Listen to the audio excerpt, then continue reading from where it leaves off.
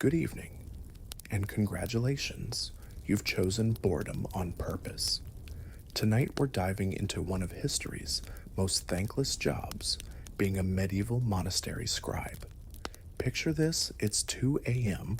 on a February morning in 1347, and you're about to experience what it was like to dedicate your entire existence to copying books by hand, one painstaking letter at a time. You're lying on a straw mattress that's somehow both lumpy and completely flat, wrapped in a rough woolen blanket that feels like it was woven from particularly aggressive sheep. The stone walls around you are so cold, they seem to actively steal warmth from the air, and your breath forms little clouds even under your covers. Then the bells start ringing. Not gentle chimes, mind you, but massive bronze bells that sound like God Himself is having a tantrum.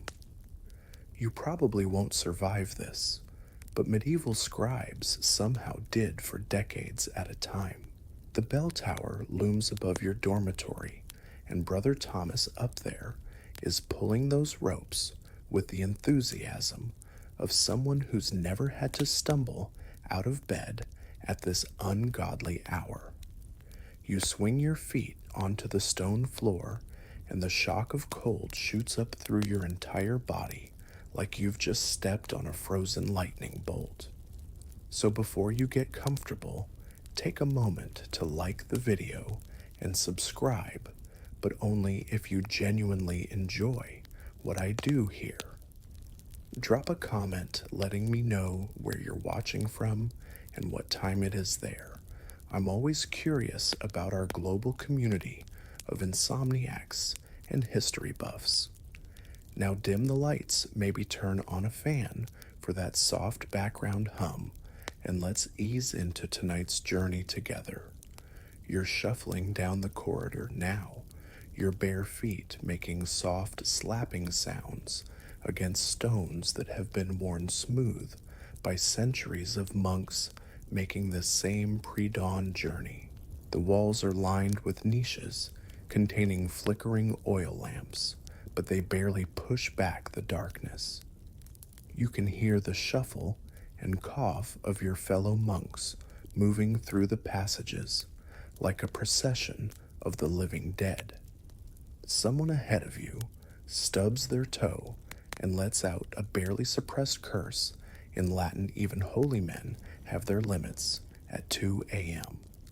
The scriptorium awaits you, that sacred workspace where you'll spend the next 14 hours hunched over parchment copying texts with meticulous precision. Your wooden writing desk is exactly where you left it yesterday, scarred with decades of knife marks from cutting quills and stained with countless ink spills. The manuscript you're working on, a copy of Augustine's Confessions, lies open to the page where you stopped yesterday, the wet ink now dry and permanent. You light your personal oil lamp and adjust the wick until it produces a steady yellow flame. This tiny circle of light will be your entire world for the next several hours. Outside snow is probably falling, but you won't see daylight until well past noon. Your quill pen sits in its holder, the tip already showing signs of wear from yesterday's work. You flex your fingers trying to work out the stiffness from sleep, knowing that in a few hours they'll be cramped into claws around your writing instrument. This is your life now, an endless cycle of copying, sleeping, praying, and copying again. You've traded any hope of family wealth or worldly adventure for the privilege of preserving human knowledge, one letter at a time. Historians still argue whether medieval scribes truly understood the long-term importance of their work, but right now, in this cold scriptorium at 2 a.m., you're mostly just trying to remember why you thought monastic life was a good idea. You settle into your writing position and immediately feel the weight of invisible eyes upon you.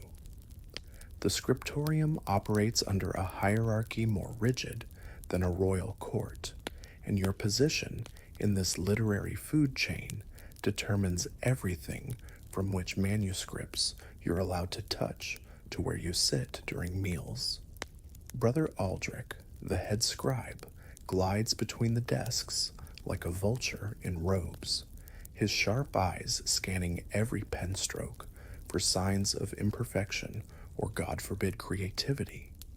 At the top of this pyramid sit the illuminators, those artistic monks who add the golden decorations and miniature paintings to the most important texts. They work on Bible's books of hours for wealthy patrons and ceremonial documents that will outlive everyone in this room. Their desks occupy the prime spots near the windows where natural light makes their delicate work possible.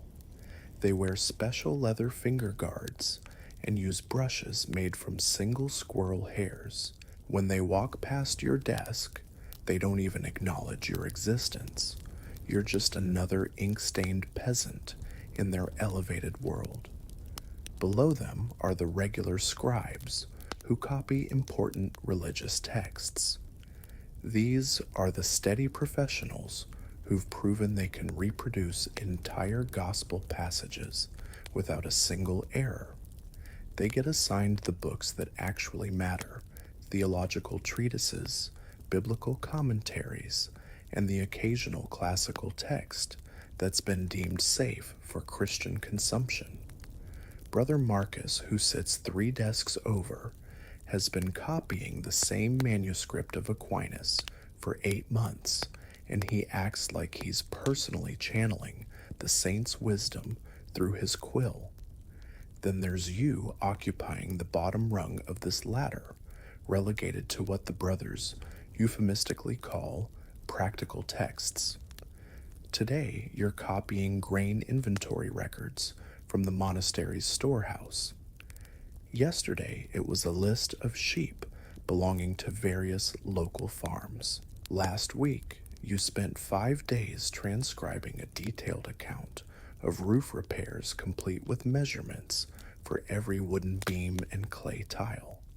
It's like being a medieval data entry clerk, except the data is written in Latin, and one smudged letter could get you demoted to cleaning the latrines. Your current assignment involves copying a ledger that tracks the monastery's brewing operations. Line after line of entries, 2 barrels of ale delivered to Brother Francis for the feast of St. Bartholomew. 3 measures of barley received from the miller's widow. 1 broken brewing vat, cost of replacement, 4 silver coins. The monotony is soul-crushing, but you dare not show any sign of boredom or frustration. Brother Aldrich has a supernatural ability to detect attitude problems from across the room.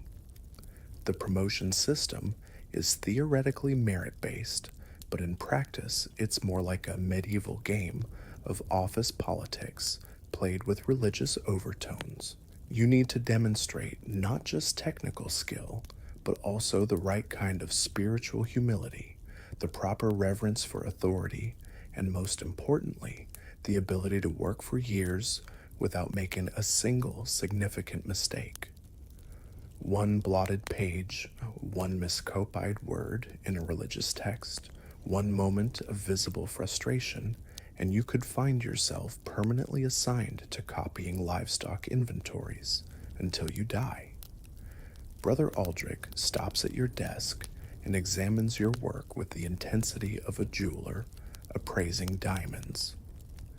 He's looking for letter spacing, consistent ink density, proper margin alignment, and dozens of other technical details that separate amateur scribes from true craftsmen.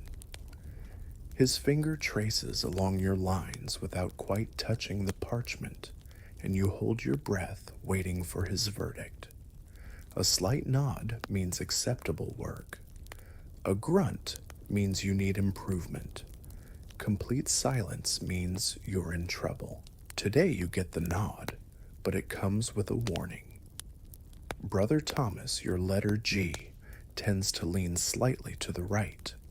Maintain vertical consistency.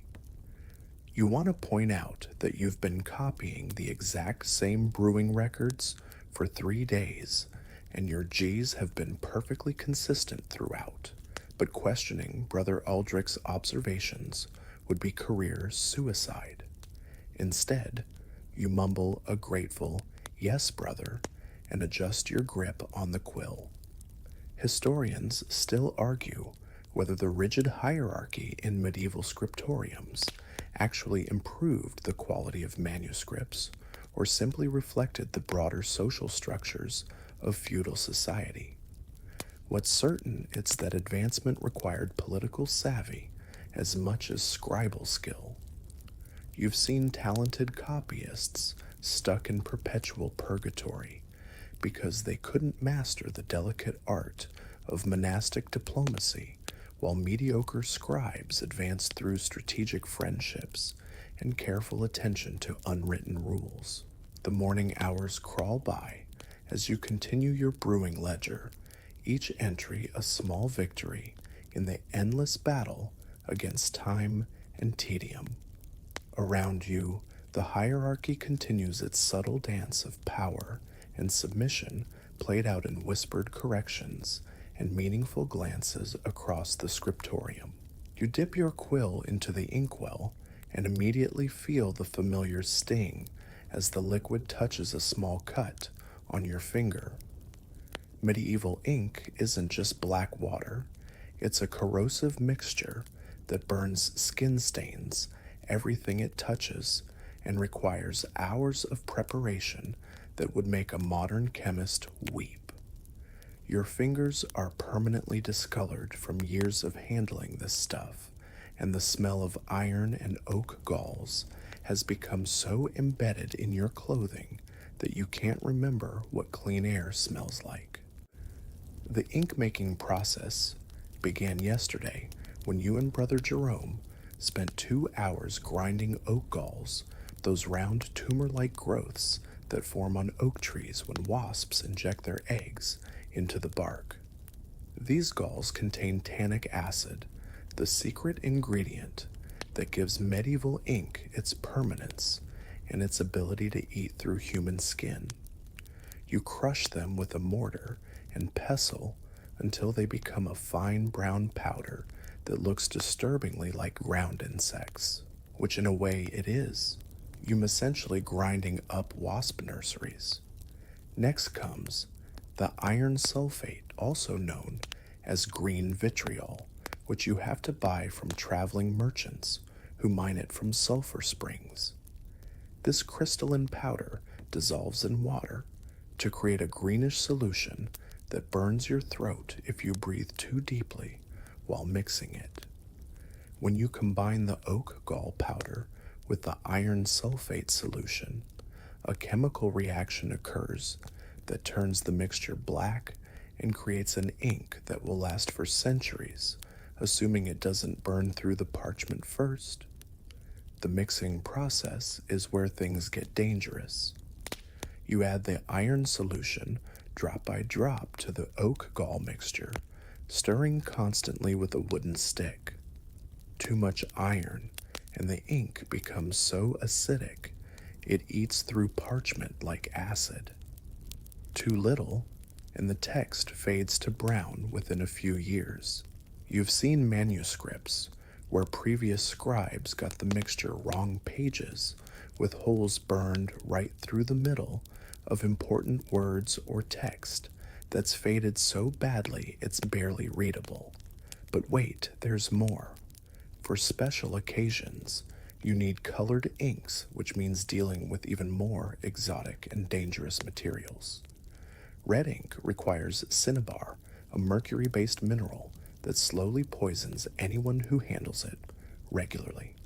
Blue ink comes from lapis lazuli ground, so fine it's more valuable than gold. Yellow ink is made from a particular type of buckthorn berry that has to be harvested at exactly the right moment, or the color turns muddy brown. The worst part is the lead white used for correction fluid. When you make a mistake, and you will make mistakes, you can't just cross it out. Instead, you have to scrape away the error with a sharp knife, then paint over the spot with lead white mixed with egg whites. The lead white covers the mistake, but it also slowly accumulates in your system, causing everything from stomach problems to eventual madness. You've watched older scribes develop tremors and personality changes that everyone politely ignores. Your current inkwell contains yesterday's batch, and you can see the telltale signs of a mixture that's slightly too acidic. The ink has a greenish tint instead of pure black, and when you write, it seems to bite into the parchment a little too aggressively. But you can't waste ink. The materials are too expensive, and the preparation too time-consuming. So you continue writing, hoping the acidity won't cause problems years from now when some future monk tries to read your work. The smell rising from your inkwell is a complex bouquet of metallic, tang organic decay, and something that reminds you unpleasantly of rotting eggs. You've developed a tolerance for it over the years, but newcomers to the scriptorium often spend their first weeks fighting nausea. Brother Francis, who joined last month, still turns green when he has to prepare a fresh batch of ink. Historians still argue whether medieval scribes understood the long-term health effects of their materials, but the evidence suggests that they knew something was wrong. Medical texts from the period describe scribes' sickness, a condition involving hand tremors, digestive problems, and what modern doctors would recognize as heavy metal poisoning. You finish another line of text and notice that your right index finger, the one that guides the quill, has developed a new black stain near the nail. The ink has found another microscopic cut and is working its way into your flesh. By tomorrow, the stain will be permanent, joining the constellation of marks that identify you as a professional scribe even when you're not working. You reach for a fresh quill from the bundle beside your desk, and immediately you can tell this one is going to be trouble. The tip is already showing signs of splitting. The barbs are uneven, and there's a slight curve to the shaft that will make precise lettering nearly impossible. But it's the only quill you have left, so you'll have to make it work somehow. Welcome to the daily nightmare of medieval writing technology, where your most essential tool is literally a bird feather that seems designed to fail at the worst possible moment. Making a proper quill pen is an art form that most scribes never fully master. You start with a flight feather from a goose preferably taken during molting season when the feathers fall out. Naturally plucked feathers apparently don't hold up as well, though historians still argue whether this is superstition or actual science.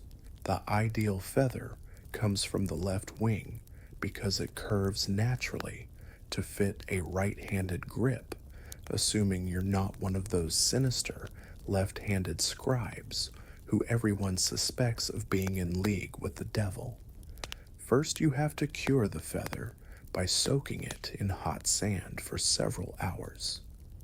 This hardens the shaft and makes it less likely to crack under pressure. Then comes the delicate process of cutting the nib, the writing tip that determines everything about your handwriting. You use a special knife called a penknife, which is where that word comes from, and you have to make a series of precise cuts that would challenge a modern surgeon. The initial cut removes the tip of the feather at a sharp angle.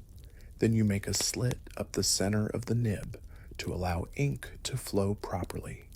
Too short a slit, and the ink won't flow. Too long, and it splits the entire nib. The final step involves shaping the tip to exactly the right width and angle for your particular writing style. Master scribes can tell whose work they're looking at just by examining the stroke width and angle of the letters. But here's the cruel irony. Even a perfectly prepared quill only lasts for a few pages of writing before it needs to be recut. The tip gradually wears down, develops splits, or becomes clogged with dried ink. You keep your penknife within arm's reach at all times because you'll need it every 20 minutes or so to refresh your writing tip. It's like trying to write a novel with a pencil that needs sharpening after every paragraph. Your current quill is exhibiting what scribes call the morning splits, hairline cracks that appear overnight as the feather dries out. You try to write through them, but after 3 letters, the tip splits completely, leaving you with what amounts to a tiny pitchfork instead of a writing instrument. You grab your penknife and carefully trim away the damaged portion, creating a new tip that's slightly shorter and thicker than before. This is your 4th quill today, and it's not even noon yet. Yesterday, you went through 7 quills while copying a single page of text, and Brother Aldrich made pointed comments about your wasteful consumption of materials. But what's the alternative? Write with a broken quill and produce illegible text that reflects poorly on the entire monastery. Risk making errors that could get you demoted to copying livestock inventories forever. The monastery maintains a flock of geese specifically for feather production, but even so, quills are rationed like precious resources. Each scribe receives a weekly allotment based on their rank in the hierarchy. Illuminators get the premium flight feathers from the largest geese. Regular scribes get decent secondary feathers. You get whatever's left over, which often means working with feathers from smaller birds that lack the durability for extended writing sessions. Winter is the worst time for quill problems. Cold weather makes the feathers brittle, and the heated oil lamps in the scriptorium create temperature fluctuations that cause constant splitting. You've learned to keep spare quills tucked inside your robes to warm them with body heat, but this only works until the feathers absorb moisture from your sweat and become too soft to hold a proper edge. The truly maddening part is that you can see the future of writing technology sitting in the monastery's library. Some of the older manuscripts were written with reed pens, which are more durable and easier to maintain than quills. But tradition demands that Christian texts be copied with goose feathers, because geese are mentioned in Scripture and reeds are associated with pagan writing. So you're stuck with technology that's inferior by design, trapped between religious tradition and practical necessity. You finish reshaping your current quill tip and test it on a scrap of parchment. The line is slightly thicker than you'd prefer, but it writes smoothly without splitting. This one might last for half a page if you're careful. You dip it in ink and return to your brewing ledger, knowing that somewhere in the back of your mind, you're already counting down to the next inevitable quill failure. You spread your hand across the writing surface and feel the subtle texture of what was once a living, breathing sheep. This single sheet of parchment beneath your fingers represents about 3 days of specialized labor costs, more than most peasants earn in a month. And if you make a serious error on it, you'll be copying grain inventories until the second coming. No pressure at all. Parchment isn't paper, It's animal skin that's been transformed through a process so labor intensive and disgusting that most people can't even watch it being made. The process begins when the parchment maker receives fresh sheepskins from the slaughterhouse, still bloody and covered with wool. These skins are immediately soaked in lime water for several days to loosen the hair and begin breaking down the proteins that hold the skin together. The smell during this phase is indescribable. Imagine wet sheep mixed with rotting eggs and industrial bleach. After the lime treatment workers scrape off every trace of wool and flesh using curved knives called lunellums, one slip of the knife creates a hole that ruins the entire skin. The scraped skins are then stretched on wooden frames under tremendous tension, pulled so tight they sound like drums when tapped. While stretched, they're scraped again with progressively finer tools until the surface becomes smooth enough for writing. The entire process takes about 2 weeks and requires constant monitoring to prevent tears or uneven thickness. The finest parchment comes from calfskin, what scribes call vellum, but it's so expensive that only the most important religious texts get written on it. Your current manuscript is written on standard sheepskin parchment, which is perfectly adequate for copying, but has its own set of challenges. Sheep parchment tends to have a slightly oily surface that can repel ink if not properly prepared, and it's more prone to tearing than vellum. But here's what keeps you awake at night. A single sheet of parchment costs about as much as a laborer earns in 3 days. The manuscript you're working on will require approximately 200 sheets when complete. That's nearly 2 years' worth of wages just for the writing material, not counting the ink binding or your labor. And if you make a major error, say accidentally writing an entire paragraph in the wrong place, you can't just throw the sheet away and start over. Medieval scribes developed elaborate systems for dealing with mistakes, but none of them are pleasant. Minor errors can be scraped away with a knife, but this leaves thin spots in the parchment that are prone to tearing. Major errors require more drastic measures. Sometimes entire sections are cut out and new pieces patched in, creating manuscripts that look like they've been through a war. The most expensive solution is to use the ruined parchment for practice sheets, but this feels like burning money. You've learned to live with a constant low-level anxiety about making mistakes. Every time you dip your quill in ink, you're acutely aware that the next stroke could cost the monastery more money than most people see in a year. This pressure doesn't improve your handwriting. If anything, it makes you more likely to make errors because you're trying so hard to be perfect. The parchment you're working on today has what makers call character, small imperfections that add personality but make writing more difficult.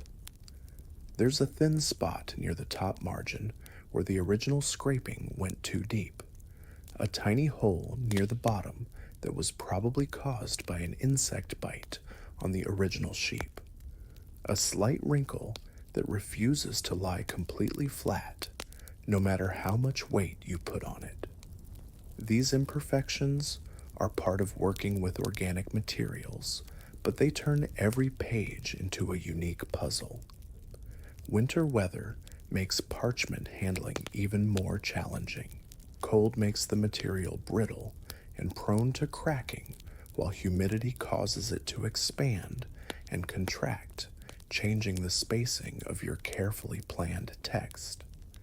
You've learned to keep finished sheets pressed between wooden boards with heavy stones on top, but even this doesn't completely prevent warping.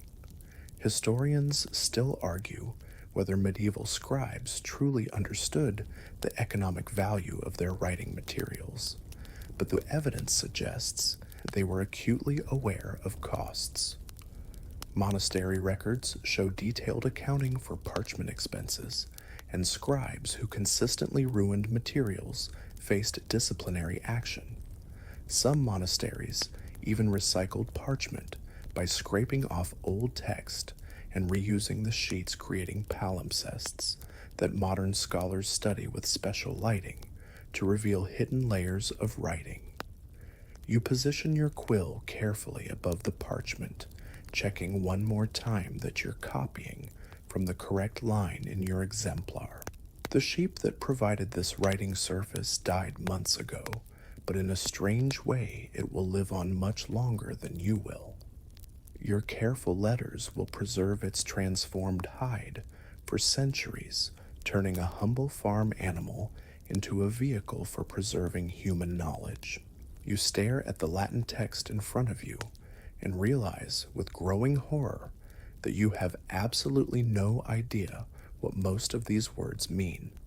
The sentence quoniam quidem multiconati sunt ordinare narrationem swims before your eyes like a puzzle written in code, and you're expected to copy it perfectly while having only the vaguest notion that it has something to do with organizing narratives. Welcome to the intellectual prison of medieval scribal work, where you spend your entire life reproducing texts in a language you barely understand, copying theological arguments you're not qualified to comprehend.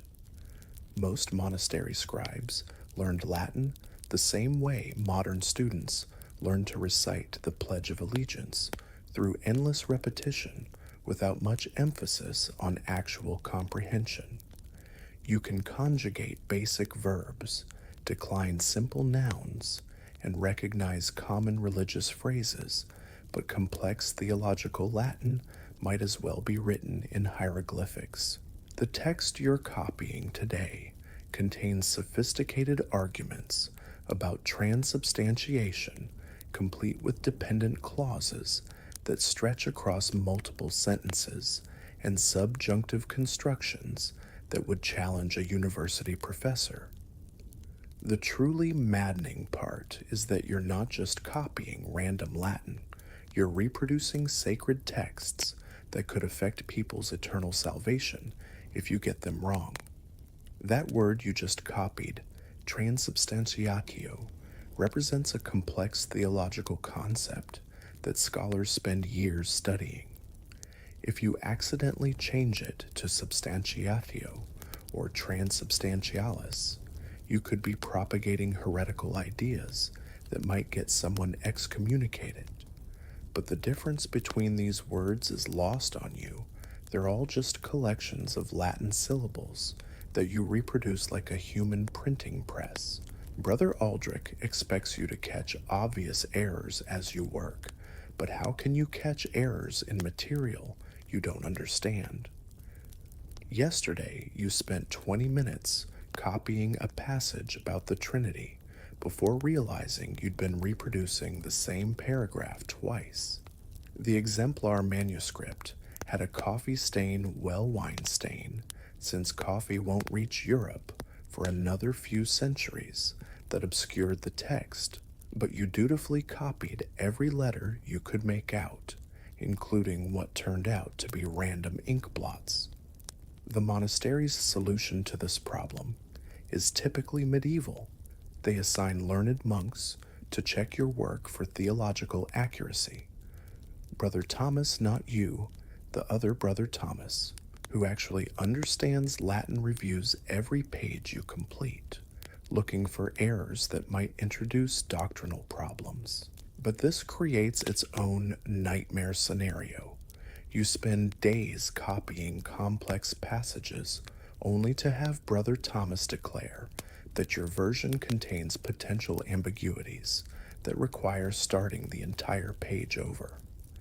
Grammar is your particular nemesis. Latin grammar is like a three-dimensional chess game where every word changes its ending based on its relationship to every other word in the sentence.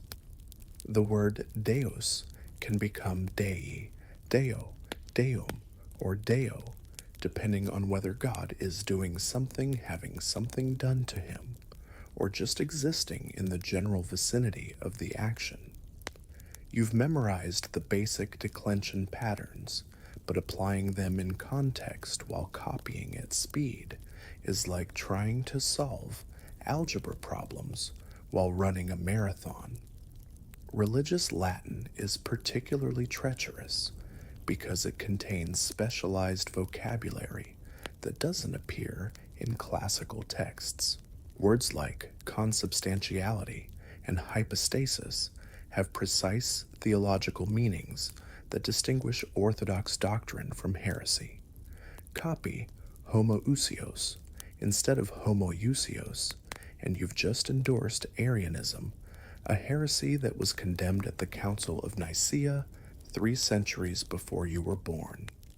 The difference is literally one letter, the Greek iota, but it represents a fundamental disagreement about the nature of Christ. Your exemplar manuscript contains marginal notes in several different hands, presumably added by previous readers who wanted to clarify difficult passages. Some of these notes are in Latin, some in the local vernacular, and some in what appears to be a mixture of both. You're not sure whether these notes are meant to be copied, along with the main text ignored completely, or incorporated somehow into your version. When in doubt, you copy everything, which sometimes results in manuscripts that contain more commentary than original text. The irony is that your careful copying work is preserving texts that you'll never truly understand. You're like a medieval photocopy machine, reproducing scholarship that's far above your intellectual level. Historians still argue whether this system actually preserved theological accuracy or introduced systematic errors through scribal misunderstanding, but there's no question that it created manuscripts that even their creators couldn't fully comprehend. You finish copying a particularly complex sentence about the procession of the Holy Spirit and realize you have no idea whether it supports the Western or Eastern position on the Filioque controversy.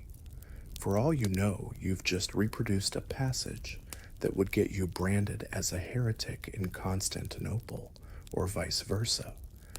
But the letters are formed correctly, the ink is evenly applied, and the spacing is consistent, so Brother Aldrich will probably approve your work. You lean back from your manuscript and attempt to focus on the delicate miniature painting you've been working on for the past 3 weeks, but your eyes refuse to cooperate.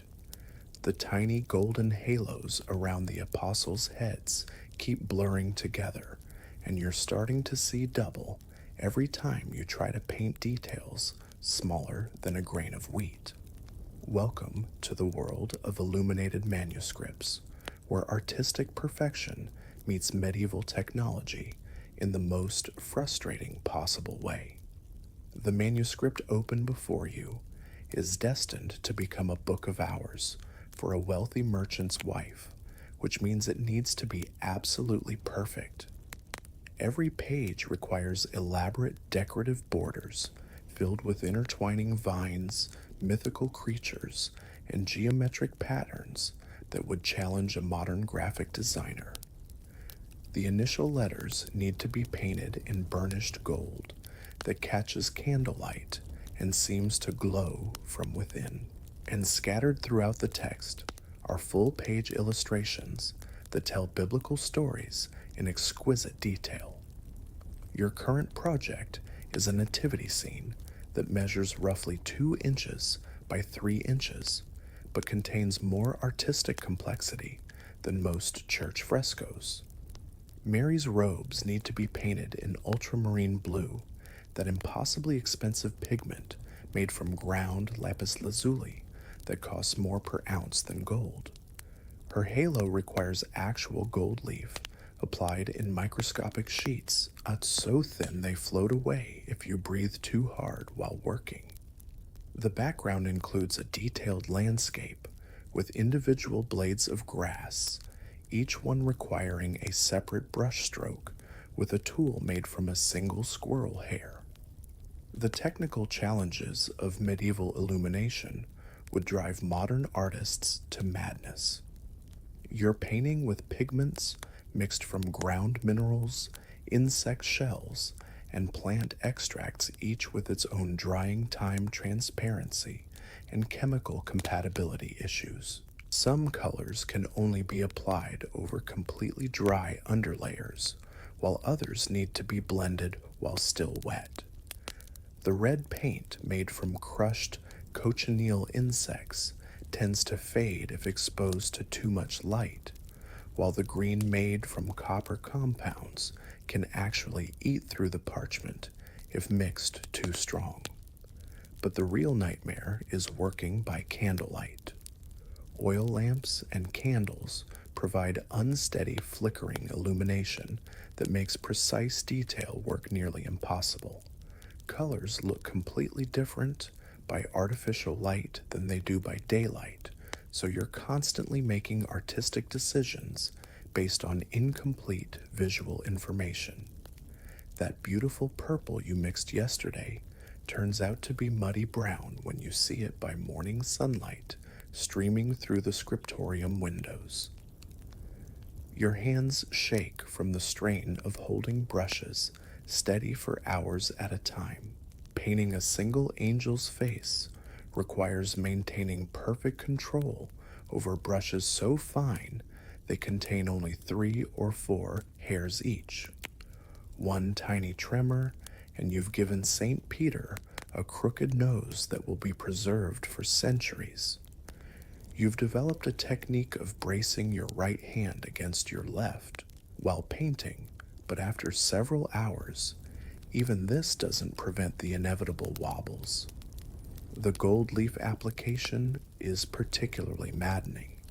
You brush a thin layer of adhesive onto the areas that need gilding, then wait for it to reach exactly the right tackiness too wet, and the gold leaf wrinkles too dry, and it won't stick. The gold comes in sheets so delicate they tear if you look at them wrong, and they're attracted to static electricity, which means they often stick to your fingers instead of the manuscript. You've watched entire sheets of gold leaf float away on air currents created by other monks walking past your desk. Color mixing is more alchemy than art. Creating the perfect shade of blue for Mary's robes requires grinding lapis lazuli with a mortar and pestle for hours, then mixing it with egg white and a touch of honey to create paint that flows smoothly but doesn't run. Too much egg white and the paint becomes glossy and reflective. Too little and it doesn't bind properly to the parchment. The proportions have to be perfect, and there's no way to test them except by applying paint to your actual manuscript. You're working on a border decoration that includes a small dragon chasing its own tail, a popular motif that's much harder to execute than it looks. The dragon's scales need to be painted individually, each one highlighted with a tiny dot of gold. Its eyes are smaller than pinheads, but need to convey personality and menace. The tail that it's chasing curves through a maze of decorative vines, and maintaining consistent perspective throughout the spiral pattern requires mathematical precision that would challenge an engineer. Historians still argue whether medieval illuminators worked from detailed preliminary sketches or improvised directly on the parchment, but the evidence suggests most of them were flying by the seat of their robes. Mistakes in illuminated manuscripts are permanent. There's no way to erase gold leaf or scrape away dried paint without damaging the parchment underneath. Your back aches from hunching over the manuscript, your eyes water from the strain, and your right hand has developed a permanent cramp in the shape of a paintbrush handle. But slowly, painstakingly, the miniature nativity scene is taking shape one microscopic detail at a time. You straighten your back for the first time in 3 hours and immediately regret it as a sharp pain shoots from your lower spine all the way up to your neck. Your right shoulder has developed a permanent hunch from leaning over manuscripts. Your wrist throbs with each pen stroke, and you're pretty sure your eyesight has deteriorated noticeably just this morning. Welcome to the occupational hazards of medieval scribal work, where your body slowly transforms into a pretzel-shaped monument to poor ergonomics. The scriptorium wasn't designed with human comfort in mind. Your writing desk is essentially a wooden plank tilted at an angle that forces you to crane your neck downward for optimal viewing of your work. There's no back support, no armrests, and certainly no consideration for the fact that human spines aren't meant to maintain a C-shaped curve for 14 hours a day. Your wooden stool has developed a groove that perfectly matches your anatomy, but not in a good way. It's more like sitting on a torture device that's been customized to your specific proportions. The repetitive motion of dipping your quill, making precise strokes, and lifting your hand to the next letter has given you what modern doctors would recognize as severe repetitive stress injury.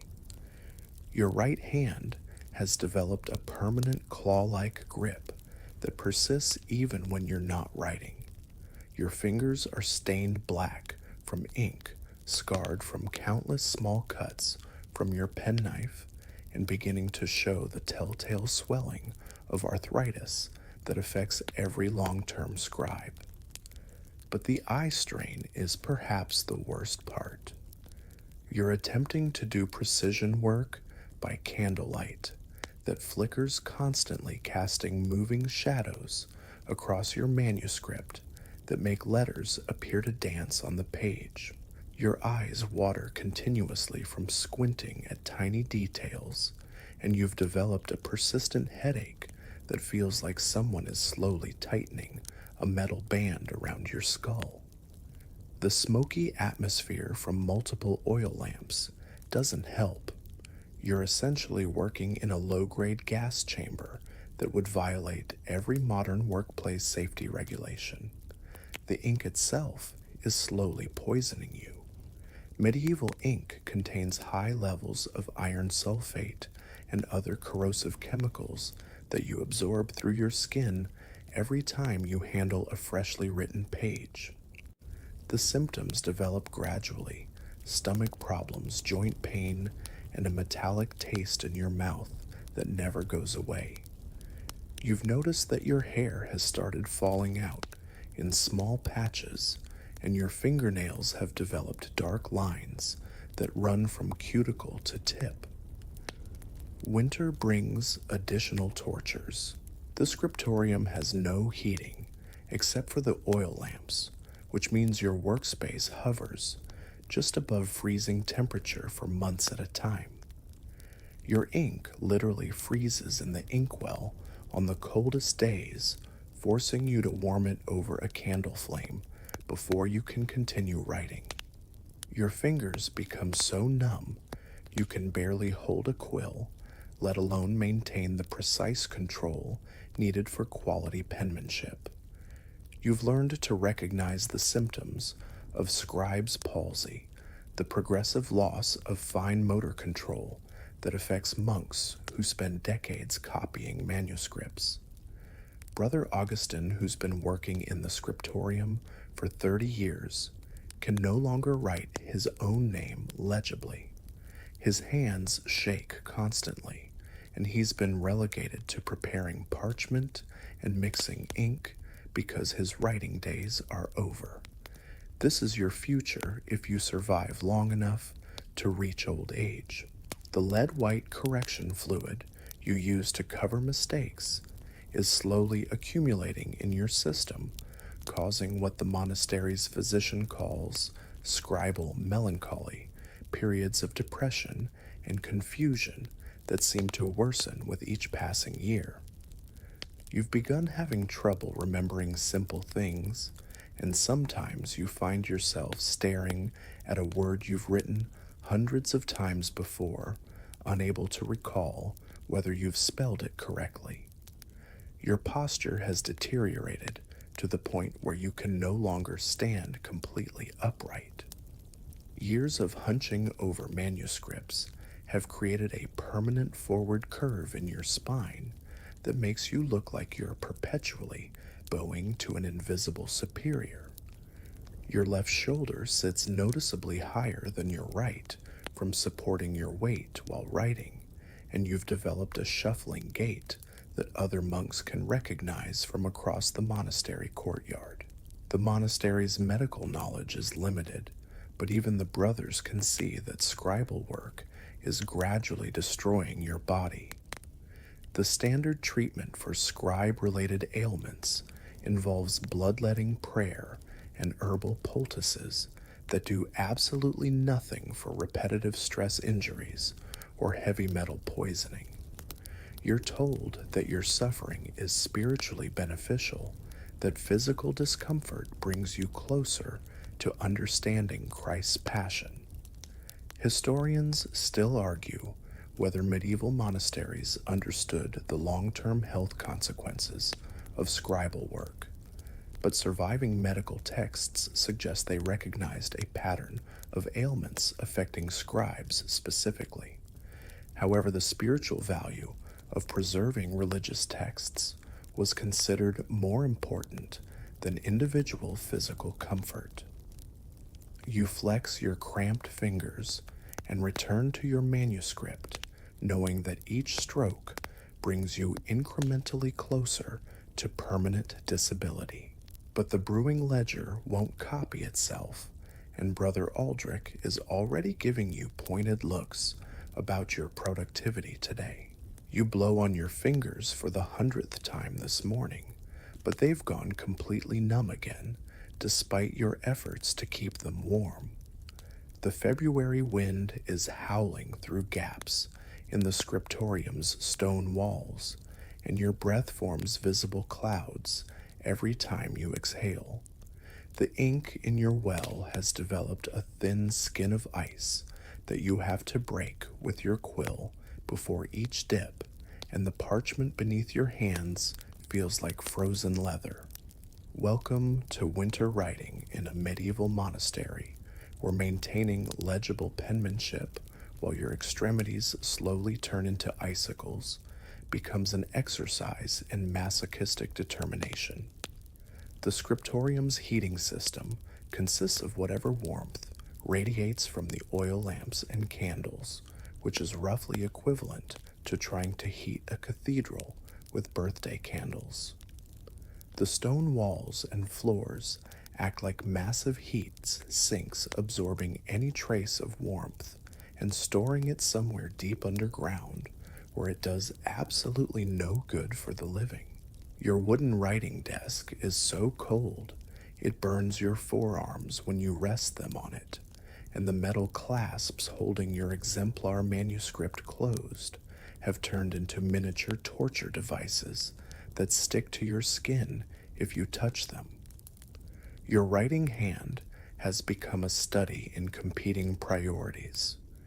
You need your fingers warm enough to maintain fine motor control, but every few minutes, you have to stop writing to warm them up, which disrupts your rhythm and makes it more likely you'll make errors when you resume.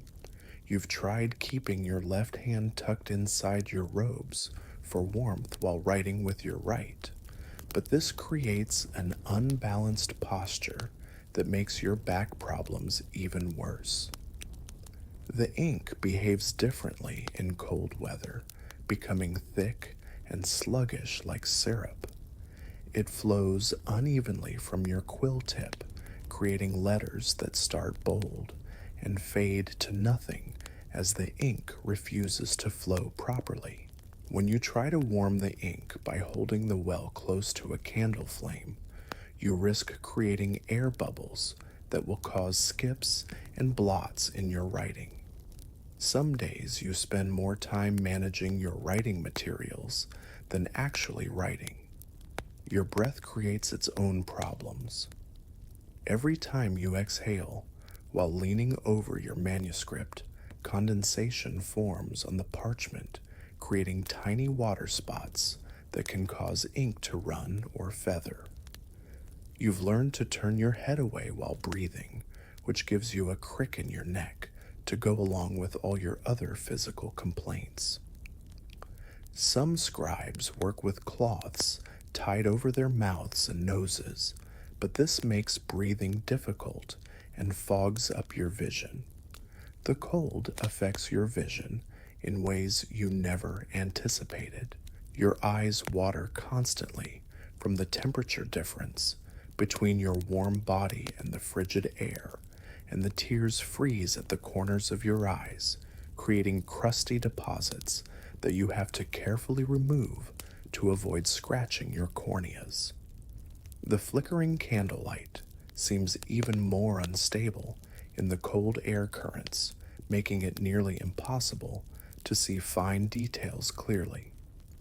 Brother Jerome, working at the desk next to yours, has developed a technique of keeping his spare quills tucked inside his robes to warm them with body heat.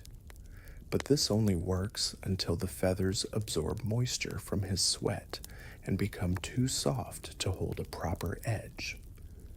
You've watched him pull out a pre-warmed quill only to have it disintegrate after 3 letters because it had become waterlogged. The parchment itself becomes brittle in extreme cold, prone to cracking if you press too hard with your quill. You've learned to use lighter strokes in winter, which creates text that's barely visible by candlelight, but hopefully will be readable once spring returns. The alternative is to press normally and risk creating hairline cracks in the writing surface that will gradually expand until entire sections of text become illegible. Your morning routine now includes a complex warm-up process that would be familiar to any athlete. You start by rubbing your hands together vigorously, then holding them over the nearest candle flame until they're warm enough to grip a quill. Then you practice basic letter forms on a scrap of parchment until your muscle memory kicks in and your writing becomes legible. Only then can you risk working on your actual manuscript. The monastery's solution to winter writing problems is typically medieval suffer through it and offer your discomfort up to God. Brother Aldrich maintains that cold weather builds character and that truly dedicated scribes should be able to produce quality work regardless of physical conditions. Easy for him to say, he spends most of his time supervising from a position near the scriptorium's one functioning brazier. Historians still argue whether medieval scribes actually worked through the worst winter weather or simply suspended operations during the coldest months. But surviving manuscripts suggest that copying continued year-round. The quality of winter work is noticeably different from summer manuscripts. Looser letter formations, uneven ink density, and more frequent corrections suggest that scribes struggled with seasonal working conditions. You attempt another line of text, but your hand is shaking so badly from cold that the letters look like they were written during an earthquake. Time for another warming break, followed by more futile attempts to create readable text, while your body slowly freezes from the inside out. You stare down at your breakfast, if you can dignify it with that name, and wonder how anyone is supposed to maintain steady hands for precision writing when their daily nutrition consists of watery gruel stale bread and whatever questionable vegetables the monastery garden managed to produce before the first frost. The bowl in front of you contains what Brother Francis optimistically calls pottage, but it looks more like dishwater with occasional lumps that might once have been barley. Your stomach growls in protest, but this meager meal is all that stands between you and 14 hours of demanding scribal work. Medieval monastic diet was designed around spiritual principles rather than nutritional science, which means you're constantly operating on the edge of malnutrition. The rule of Saint Benedict emphasizes frugality and self-denial, so meals are deliberately sparse to encourage contemplation of spiritual rather than worldly matters. Unfortunately, your quill doesn't care about your spiritual development. It only responds to steady hands and sharp eyesight, both of which require adequate nutrition. Your typical day begins with a piece of bread that's hard enough to use as a weapon, accompanied by weak ale that tastes like someone briefly showed barley to water from a great distance. The bread is made from whatever grain the monastery could afford, which this year means a mixture of wheat rye and what you suspect might be sawdust. It's so tough you have to soak it in the ale to make it edible, creating a soggy mess that provides minimal nutrition and maximum disappointment. The main meal consists of that mysterious pottage, possibly supplemented with beans, onions, or root vegetables if the season is favorable. Meat appears maybe twice a week, and when it does, it's usually in the form of salt pork that's been preserved so aggressively it tastes like eating leather soaked in brine. Fresh vegetables are available only during harvest season, which means you spend most of the year suffering from what modern doctors would recognize as vitamin deficiency. Your hands shake constantly from low blood sugar, making precise pen work increasingly difficult as the day progresses. By afternoon, your vision becomes blurry from hunger, and you find yourself making errors that you would never make on a full stomach. The irony is that you're preserving texts about abundance and divine providence while slowly starving on a diet that would be rejected by modern prison inmates. The monastery maintains fish ponds and keeps chickens, but these protein sources are reserved for feast days' important visitors and monks who are actually ill rather than just chronically malnourished. You've learned to recognize the signs of protein deficiency in yourself and your fellow scribes: hair that falls out in clumps, fingernails that crack and peel, and a general weakness that makes holding a quill feel like lifting a sword. Brother Augustine, who's been copying manuscripts for 20 years, has developed what he calls the scribal tremor, constant handshaking that he attributes to spiritual fervor, but which looks suspiciously like the symptoms of chronic malnutrition. His writing has deteriorated steadily over the past few years, not because his skill has diminished, but because his body simply can't maintain steady motor control on monastery rations. The evening meal is typically bread and ale, again sometimes with a thin soup made from whatever vegetables haven't rotted in storage. On special occasions, and by special, we mean maybe once a month, there might be cheese or eggs. Fresh fruit exists only in theoretical form, mentioned in scripture, but never appearing on monastery tables, except when wealthy patrons visit, and the kitchens somehow produce foods that the regular monks never see. You've noticed that your concentration suffers dramatically in the hours before meals. Your brain becomes foggy. You lose track of which line you're copying, and you make transcription errors that would be embarrassing if anyone besides Brother Aldrich ever saw your work. The worst part is the afternoon energy crash, when your blood sugar drops so low that staying awake becomes a challenge, let alone maintaining the focus needed for precision copying. The monastery's brewing operation produces better nutrition than the kitchen does. The ale you drink with every meal contains some B vitamins and provides calories that help sustain energy levels, but it's not exactly designed for optimal cognitive function. You're essentially operating in a state of mild intoxication combined with chronic hunger, not ideal conditions for preserving important religious texts for posterity. Historians still argue whether medieval monastic diets were as restrictive as surviving records suggest, but there's clear evidence that scribes suffered from nutrition-related health problems.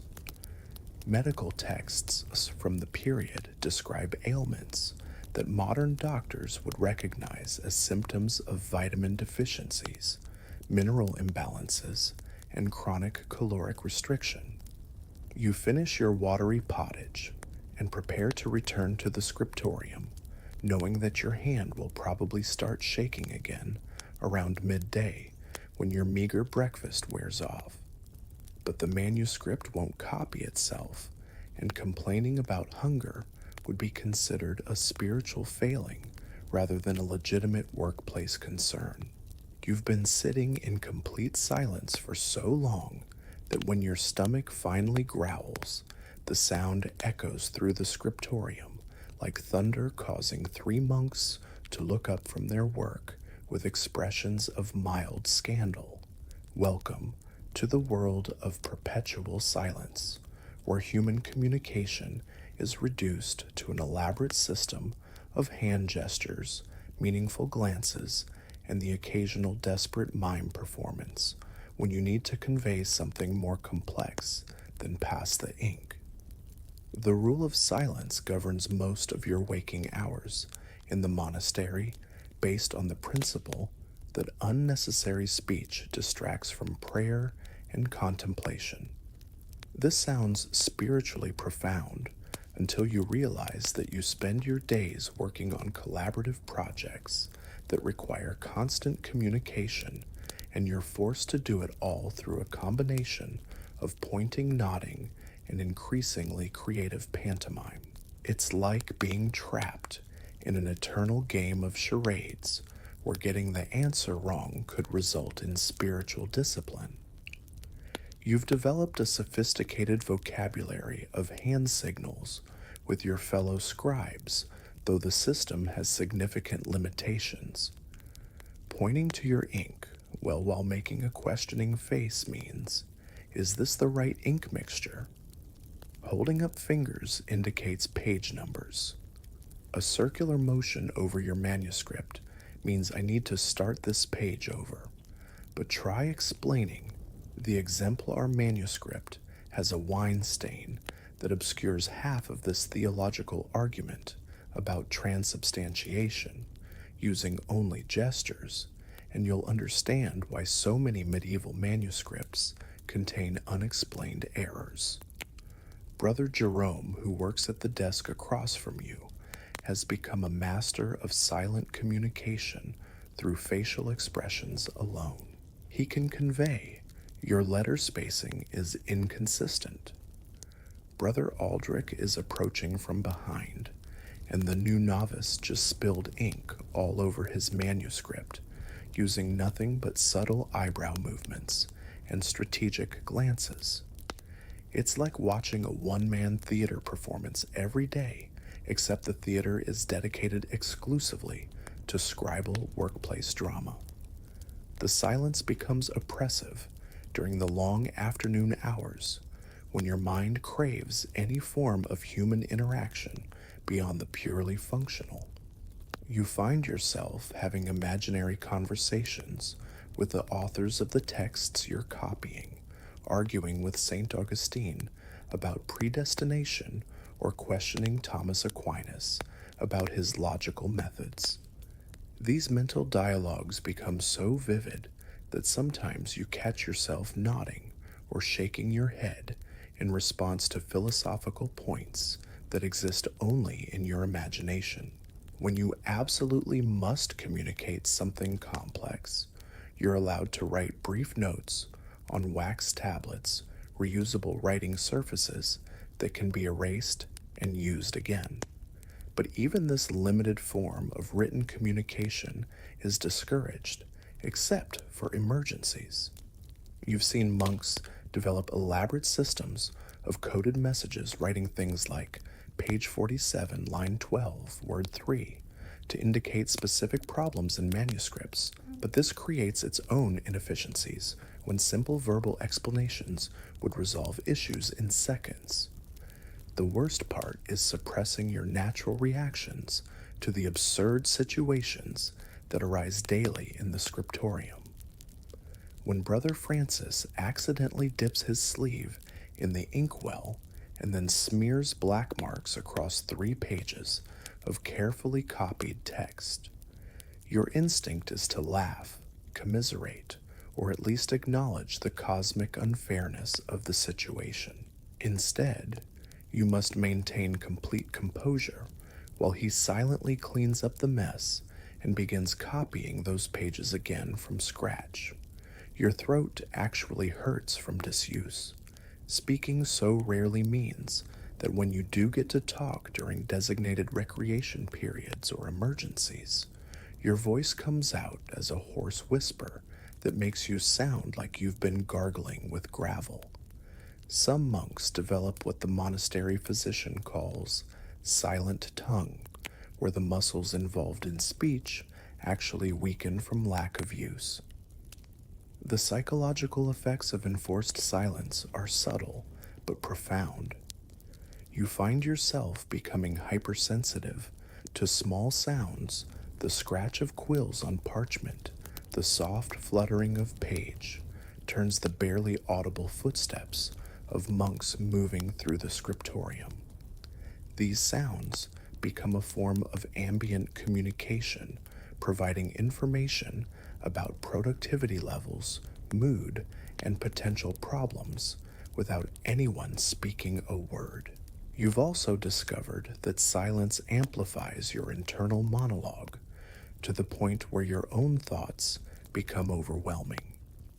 Without the normal rhythm of conversation to break up your mental processes, you sometimes find yourself trapped in circular thinking patterns that would be easily interrupted by casual social interaction. It's like being locked in a room with the most boring conversationalist in the world yourself. Historians still argue whether the rule of silence actually improved contemplative focus or simply created unnecessary psychological stress for monks engaged in collaborative work.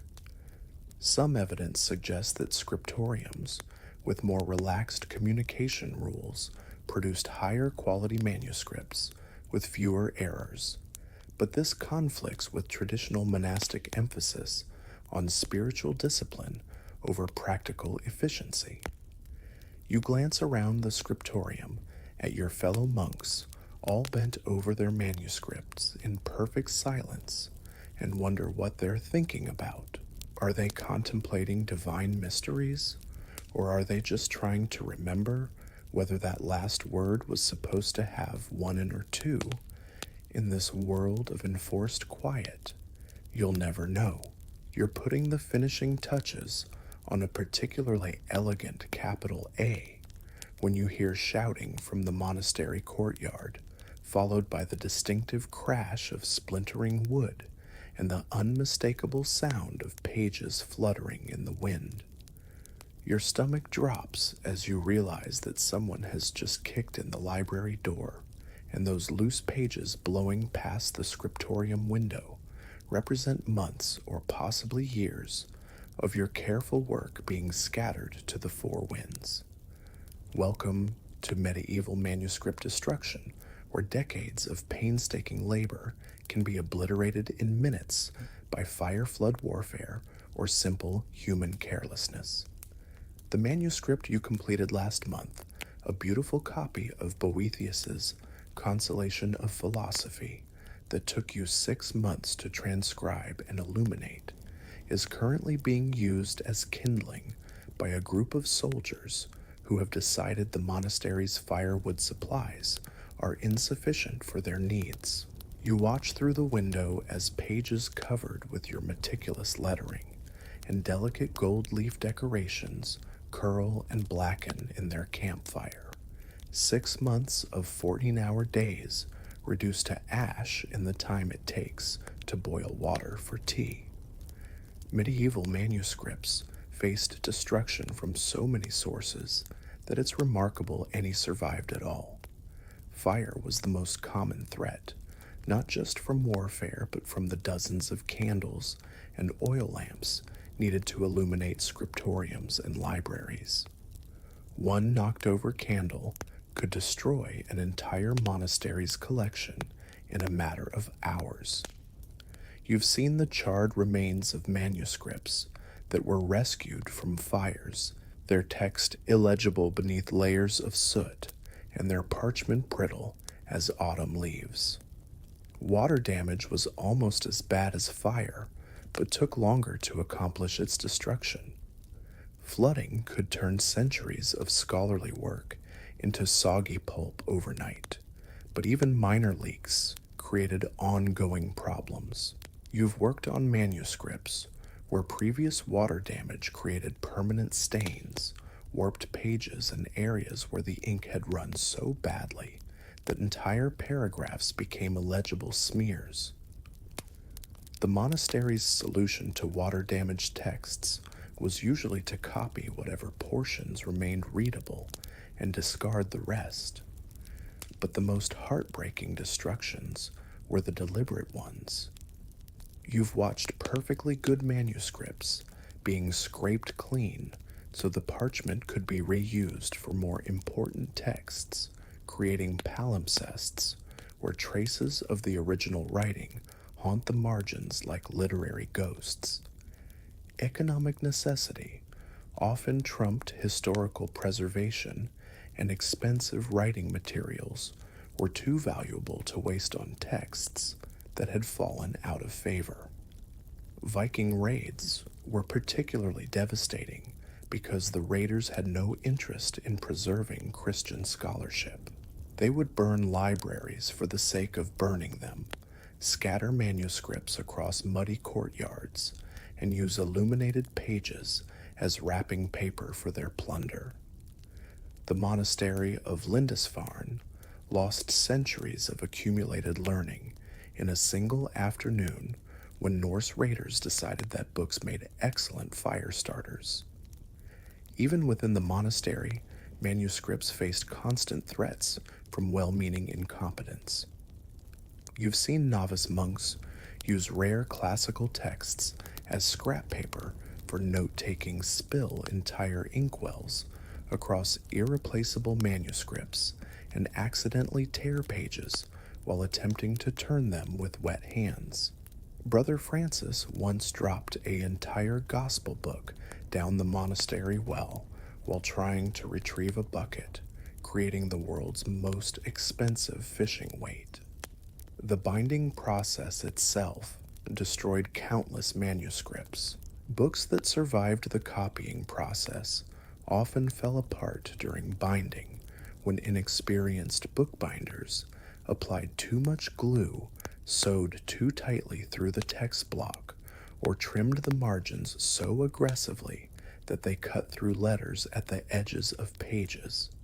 You've seen manuscripts where the binder accidentally reversed the page order, creating books that tell their stories backwards or inside out.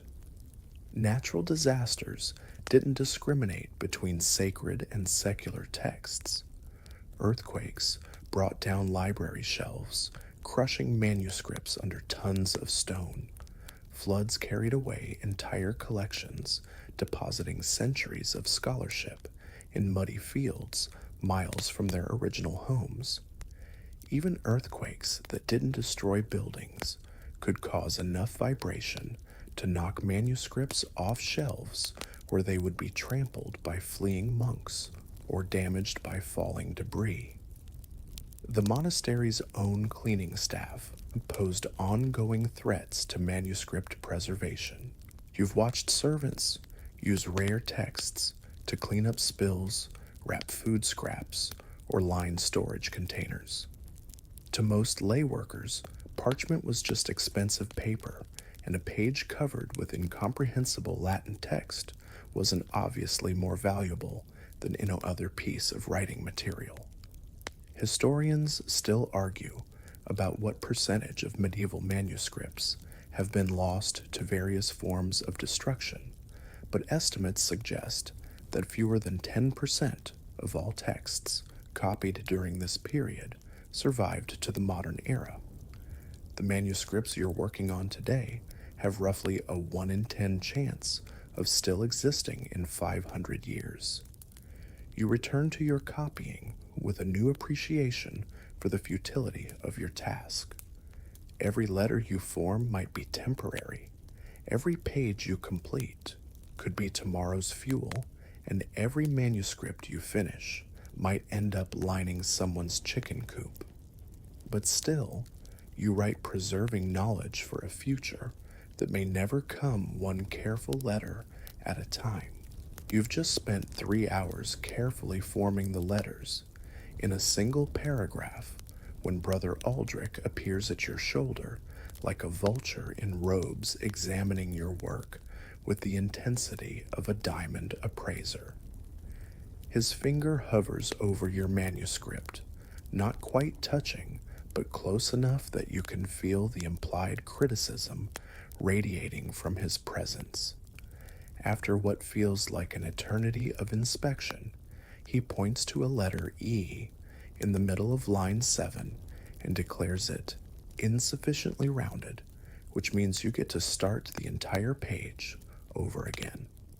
Welcome to the world of impossible monastic standards, where perfection isn't just expected, it's the bare minimum acceptable level of performance. Brother Aldrich operates under the philosophy that any manuscript leaving this scriptorium must be flawless enough to sit on God's personal bookshelf, which means your work is held to standards that would challenge angels. The letter spacing must be mathematically precise, with each character positioned exactly the same distance from its neighbors. The ink density must be perfectly uniform throughout every word, with no variation in darkness that might suggest you paused to think or adjusted your grip on the quill.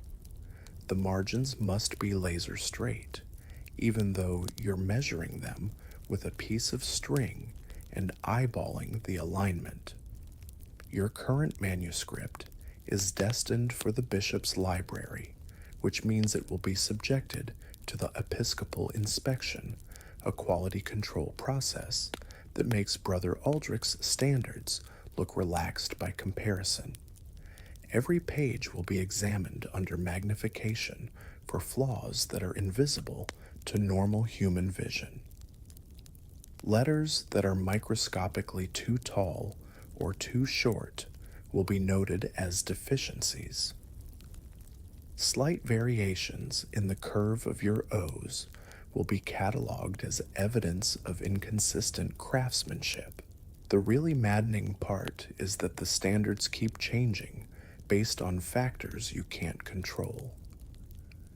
A manuscript intended for a wealthy patron requires different letter formations than one meant for internal monastery use. Classical texts demand more formal lettering than contemporary religious writings. Even the season affects expectations. Winter manuscripts are allowed slightly more variation in letter quality because everyone understands that cold weather makes precise penmanship more difficult.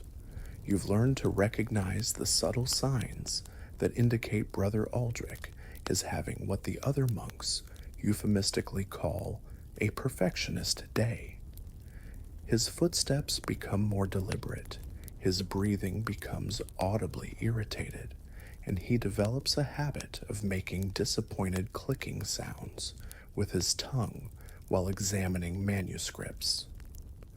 On these days, work that would normally be acceptable suddenly becomes riddled with flaws that require immediate correction. The correction process is its own special form of torture. Minor errors can be scraped away with a knife, but this leaves thin spots in the parchment that are prone to tearing. Major errors require cutting out entire sections and patching in new pieces of parchment, creating manuscripts that look like they've been through medieval surgery. The most serious errors mean starting entire pages over wasting hours of work and expensive materials. Brother Aldrich maintains a mental catalog of each scribe's particular weaknesses and adjusts his criticism accordingly. You tend to make your descenders too long, so he pays special attention to every P, Q, and easy you write. Brother Jerome has problems with consistent letter slant, so his work gets checked with a ruler held at various angles. Brother Francis struggles with ink blots, so every page he completes gets examined for stray marks that might have escaped his notice. The psychological pressure of constant criticism affects your handwriting in ways that make the problems worse. Knowing that Brother Aldrich will scrutinize every letter makes you tense, which affects your grip on the quill and creates the very inconsistencies he's looking for. You find yourself second-guessing letter formations that you've written thousands of times, creating hesitation marks and wobbly lines that wouldn't exist if you could just work without supervision. The truly insidious part is that Brother Aldrich's standards are somewhat arbitrary and definitely personal. He has preferences for certain letter styles that aren't written down anywhere, but which you're expected to intuit through observation and correction. His idea of proper letter spacing is slightly tighter than the exemplars you're copying from, but he never explicitly states this. You're supposed to figure it out by having your work rejected repeatedly until you accidentally hit his preferred measurements. Quality control extends beyond just lettering to include page layout, text alignment, and even the aesthetic arrangement of words on the page. Long words can't be broken awkwardly at line endings. Certain combinations of letters create visual patterns that Brother Aldrich finds displeasing. Even the overall color of a page, the visual density created by the interaction of text and white space, must meet his unspoken standards. Historians still argue whether the extreme quality standards of medieval scriptoriums actually improved manuscript preservation or simply created unnecessary stress for scribes, but there's no question that the process produced books of extraordinary beauty and consistency. The manuscripts that survive from this period represent the highest levels of craftsmanship achievable with medieval technology. You dip your quill and begin the rejected page again, knowing that this version will also be subjected to microscopic examination and probably found wanting in some new and creative way. But that's the price of preserving knowledge for posterity. Every letter must be perfect, even if perfection is a moving target that you'll never quite manage to hit. You're carefully copying a passage about divine mercy when Brother Francis stumbles through the scriptorium door with a bloody cloth pressed to his mouth and dark spots covering his robes like macabre polka dots. He collapses at his writing desk and begins coughing up what looks like chunks of his lungs, spraying droplets across the manuscript he was working on yesterday. Welcome to plague season in the monastery, where deadly diseases sweep through your community like wildfire, turning your fellow scribes into walking corpses while you're still expected to maintain your copying schedule. The Black Death has been making irregular visits to your region for the past few years, and each outbreak follows the same terrifying pattern.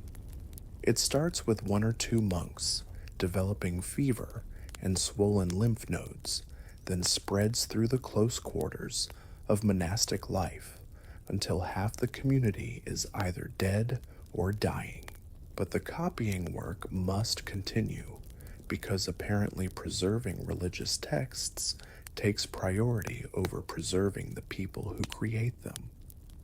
Brother Augustine died last week after spending 3 days copying a gospel passage while running a fever so high he was probably hallucinating. His final manuscript pages show a gradual deterioration in handwriting quality that chronicles his descent into delirium, the letters becoming increasingly shaky and erratic until the last few lines are barely legible scrawls. He finished the page, set down his quill, and collapsed face first into his inkwell. The brothers found him the next morning, with his face stained black and his final words preserved in smeared Latin across the parchment. The monastery's response to epidemic disease is to increase prayer schedules and continue normal operations, because admitting that plague affects God's chosen servants would undermine the entire theological framework of monastic life.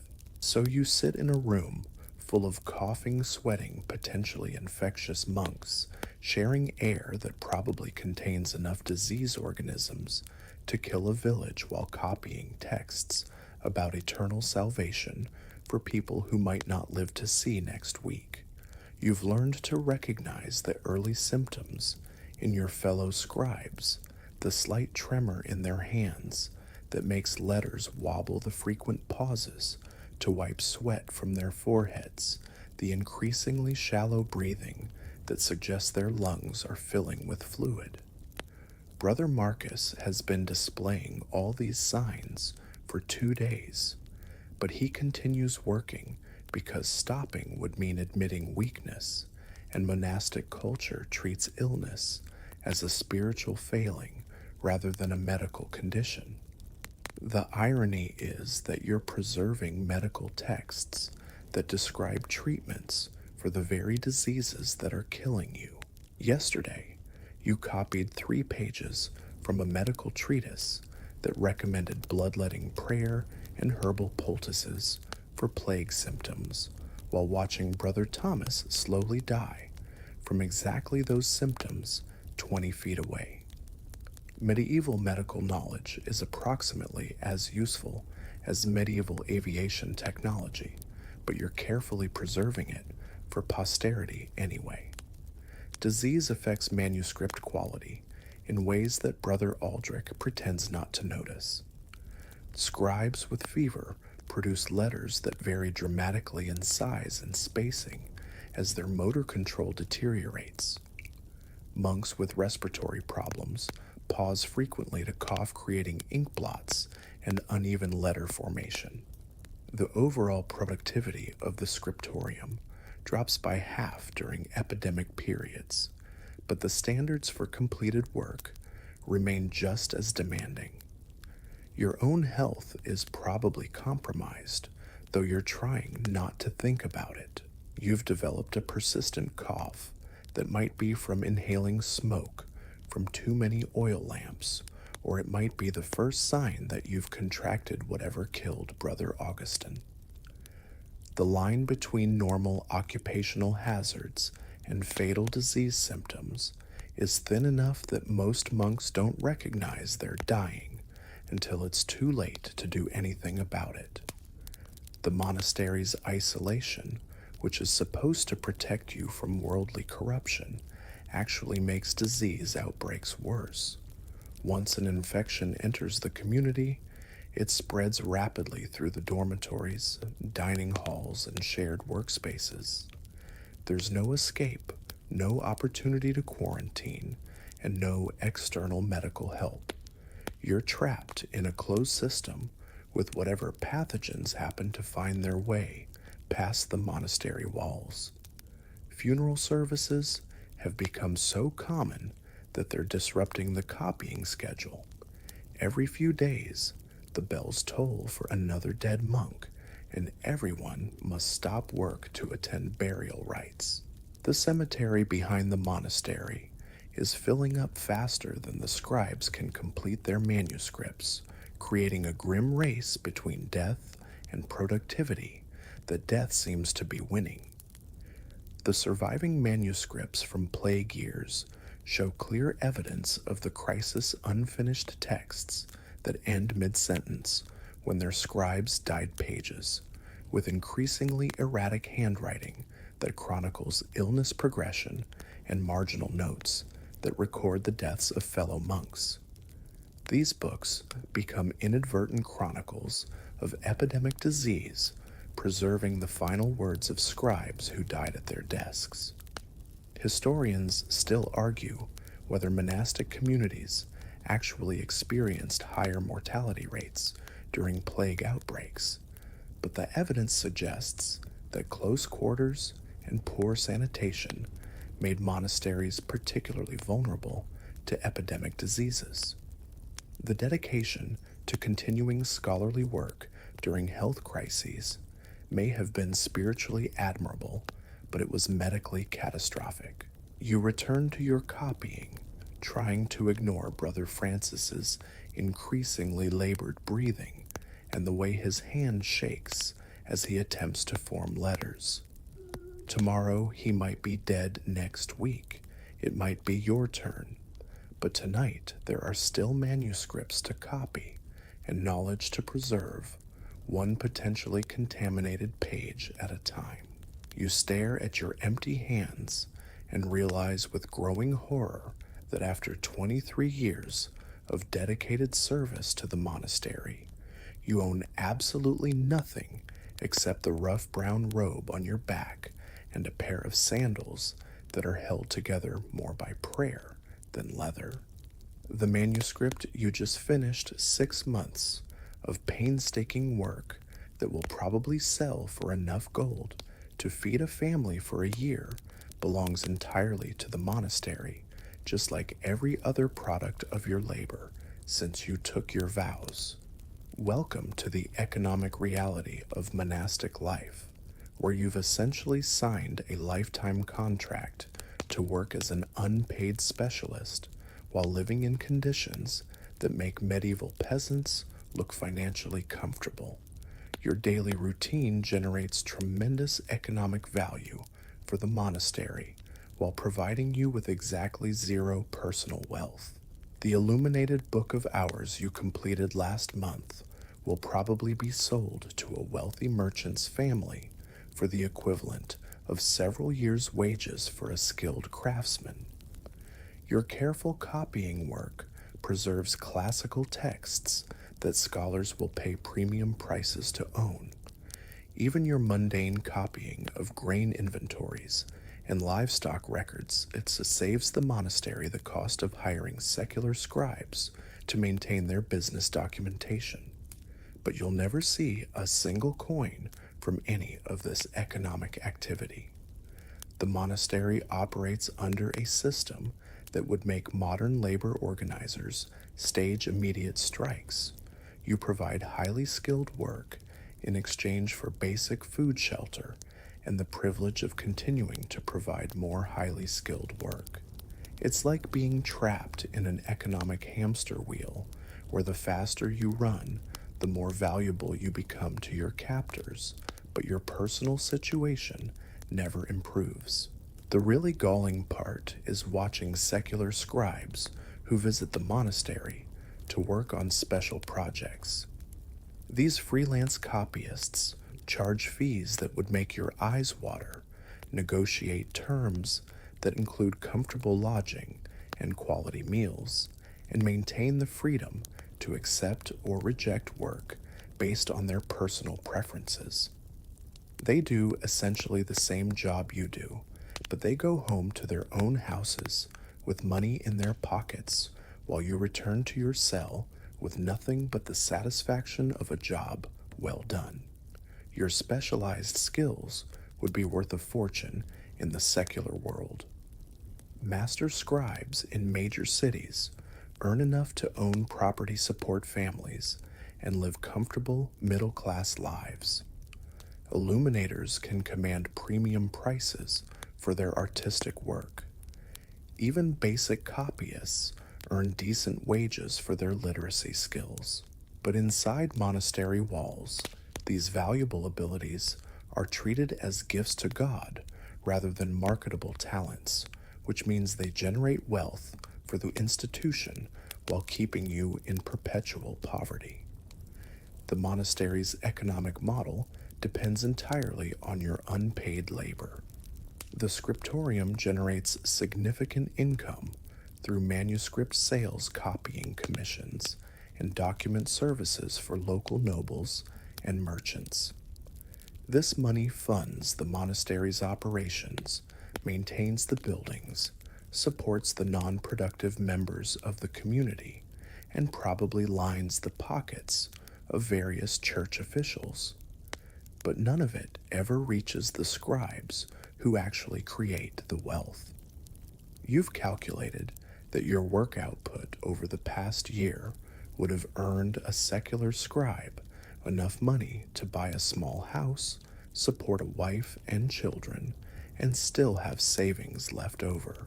Instead, you sleep on a straw mattress in a cell barely large enough to lie down, eat watery porridge that wouldn't satisfy a prisoner, and own no personal possessions beyond the absolute minimum needed for survival. The psychological impact of economic slavery is harder to quantify, but equally crushing. You know that you'll never own property, never accumulate wealth, never have financial security beyond what the monastery chooses to provide. Your old age will be spent in the same conditions as your youth, assuming you live long enough to experience old age. There's no retirement plan, no inheritance, to leave no economic independence whatsoever. The monastery justifies this system through theology that treats material wealth as spiritually corrupting and poverty as a virtue. But this conveniently ignores the fact that the institution itself accumulates tremendous wealth through your labor while claiming that individual poverty is necessary for salvation. It's a system that benefits the collective while exploiting the individual, wrapped in religious language that makes questioning it seem like a spiritual failing. Your fellow scribes have developed various coping mechanisms for their economic powerlessness. Some throw themselves into their work with religious fervor, treating their manuscripts as offerings to God. Others become bitter and resentful, producing the minimum acceptable quality while mentally calculating the wages they're not earning. A few simply accept their fate with the resignation of people who understand they have no alternatives. The really cruel irony is that your skills are becoming more valuable as literacy spreads through medieval society, but your personal economic situation remains unchanged. Demand for copying services is increasing, prices for quality manuscripts are rising, and the monastery's scribal income grows year by year, but you're still eating the same terrible food, sleeping on the same uncomfortable bed, and owning the same collection of absolutely nothing. Historians still argue whether medieval monastic communities understood the economic contradictions inherent in their labor systems, but there's clear evidence that many monasteries became wealthy institutions supported by the unpaid work of skilled craftsmen who lived in poverty. The system persisted because it was profitable for those in power and because the workers had limited alternatives. You return to your copying, knowing that every letter you form increases the monastery's wealth while keeping you trapped in perpetual economic servitude.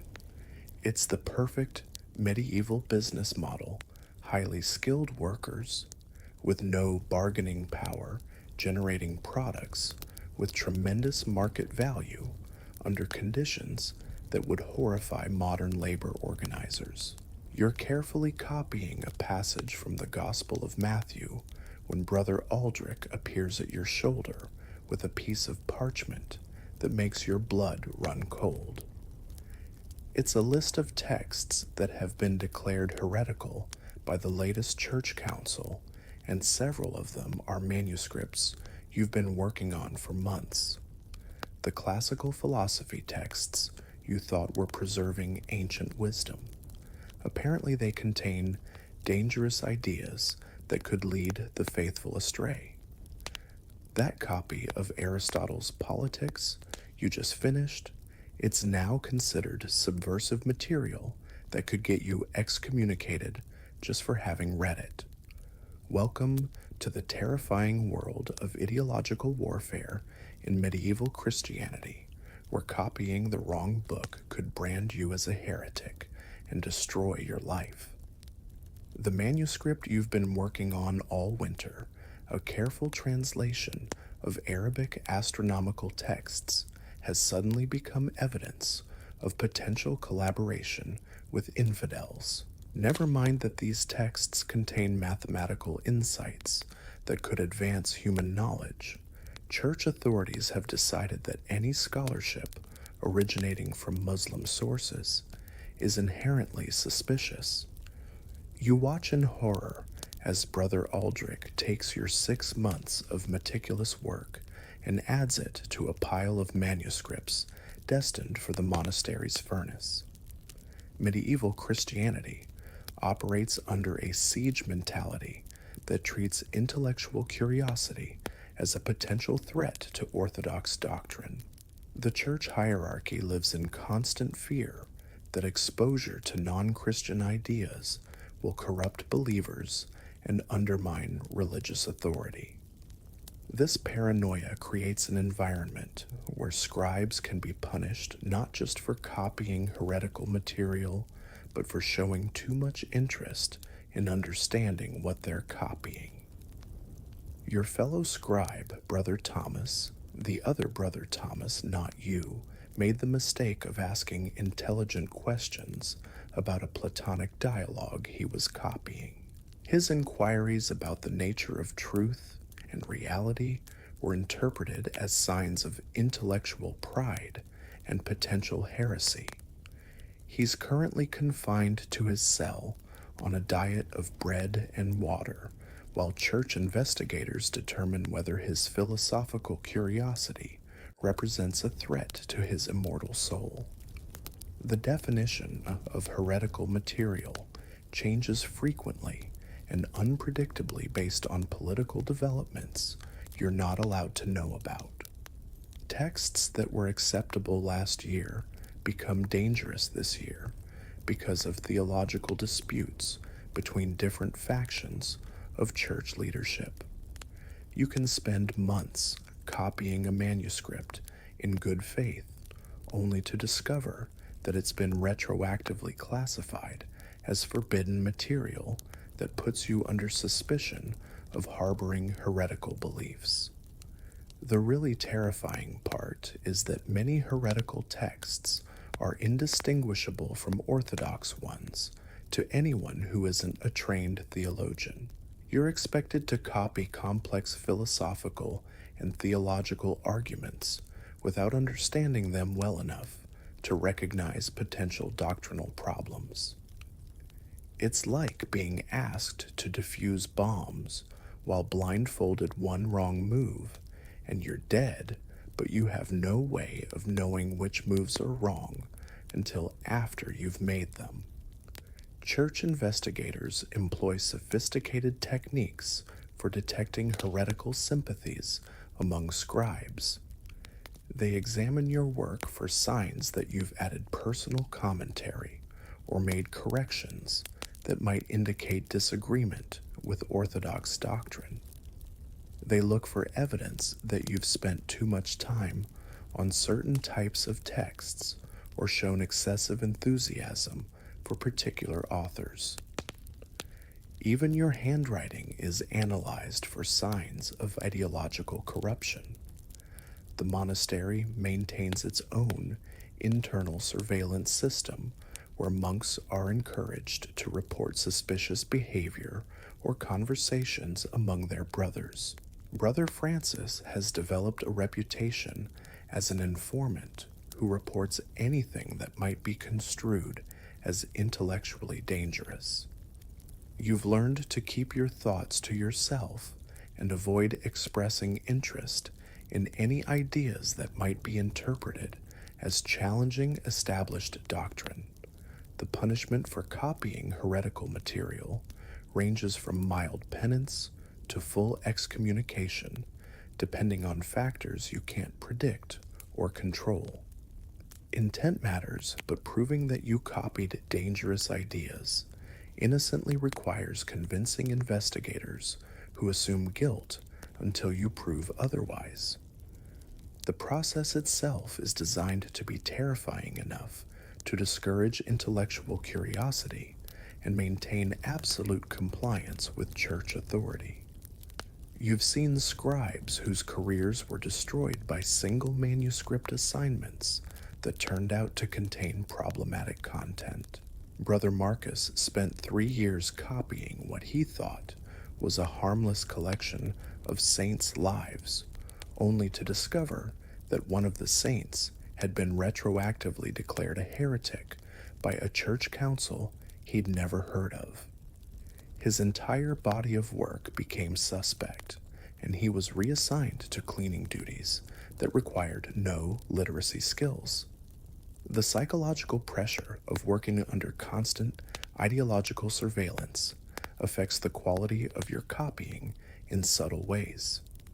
You find yourself hesitating over certain words or phrases that might be interpreted as dangerous, creating variations in handwriting that make your work look suspicious even when it's perfectly orthodox. The fear of accidental heresy becomes a self-fulfilling prophecy that makes you appear guilty of the very crimes you're trying to avoid. Historians still argue whether the medieval church's obsession with heretical texts actually protected orthodox doctrine or simply stifled intellectual development, but there's no question that the system created an atmosphere of fear that affected every aspect of monastic scholarly work. You carefully set aside the manuscript you've been working on and reach for a safe text, a psalter, that's been approved by every church authority you can think of. But even as you begin copying familiar biblical passages, you can't shake the feeling that somehow, somewhere, there's probably a church council declaring the Psalms heretical too. You're putting the finishing touches on an illuminated capital T when a commotion in the monastery courtyard draws your attention to the window. Through the glass, you can see a merchant's wagon loaded with wooden crates, and emerging from those crates are contraptions that look like they were designed by the devil himself. Metal mechanisms with movable type that can apparently reproduce your life's work in a matter of hours. Welcome to the technological apocalypse of the printing press, where centuries of scribal tradition are about to be obliterated by machines that can copy books faster than you can say unemployment line. The merchant is demonstrating his portable printing press to Brother Aldrich and several other monastery officials, and their expressions range from fascination to barely concealed terror. This machine can produce copies of text with mechanical precision, uniform letter spacing, and consistent ink density that puts your best handwriting to shame. Worse yet, it can do in one day what takes you 3 months, and it doesn't require food shelter or spiritual guidance, just paper, ink, and someone who knows how to operate the machinery. You watch in growing horror as the demonstration proceeds. The printer sets up his type individual metal letters that can be arranged into words lines and entire pages. He rolls ink onto the assembled type, places a sheet of paper on top, and operates a lever that presses everything together with mechanical force. When he lifts the paper, it contains text that's more uniform and legible than anything you've ever produced by hand. The entire process takes roughly 30 seconds per page. Brother Aldrich is asking pointed questions about production capacity cost per page and quality control measures. You can practically see him calculating how many monks he could reassign to other duties if the monastery invested in printing technology. The economic advantages are so obvious that even someone with medieval accounting skills can recognize that your entire profession has just become obsolete. The psychological impact of watching your life's work being mechanized is difficult to describe. It's like being a master archer who suddenly discovers that someone has invented gunpowder. All your years of training, all your accumulated skill, all your professional identity reduced to irrelevance by technological innovation. Every manuscript you've ever copied could be reproduced by this machine in a fraction of the time it took you to create the original. Your fellow scribes are having similar realizations, though they're expressing them with varying degrees of denial and panic. Brother Jerome is insisting that handwritten manuscripts have artistic value that machines can't duplicate, which is technically true, but economically meaningless.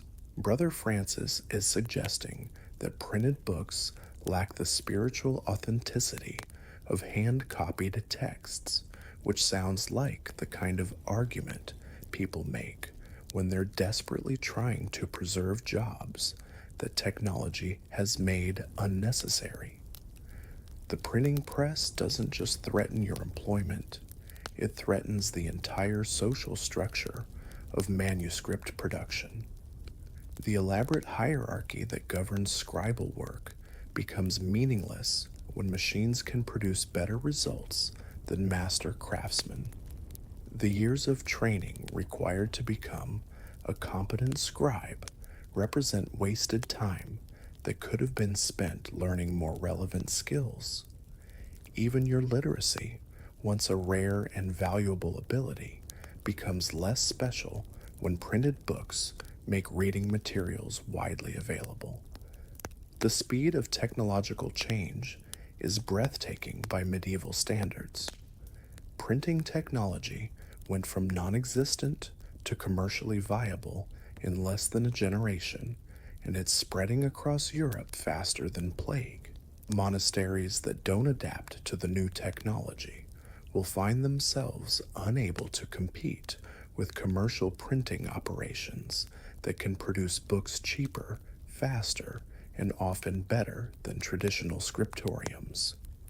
The quality advantages of printing are undeniable and psychologically crushing.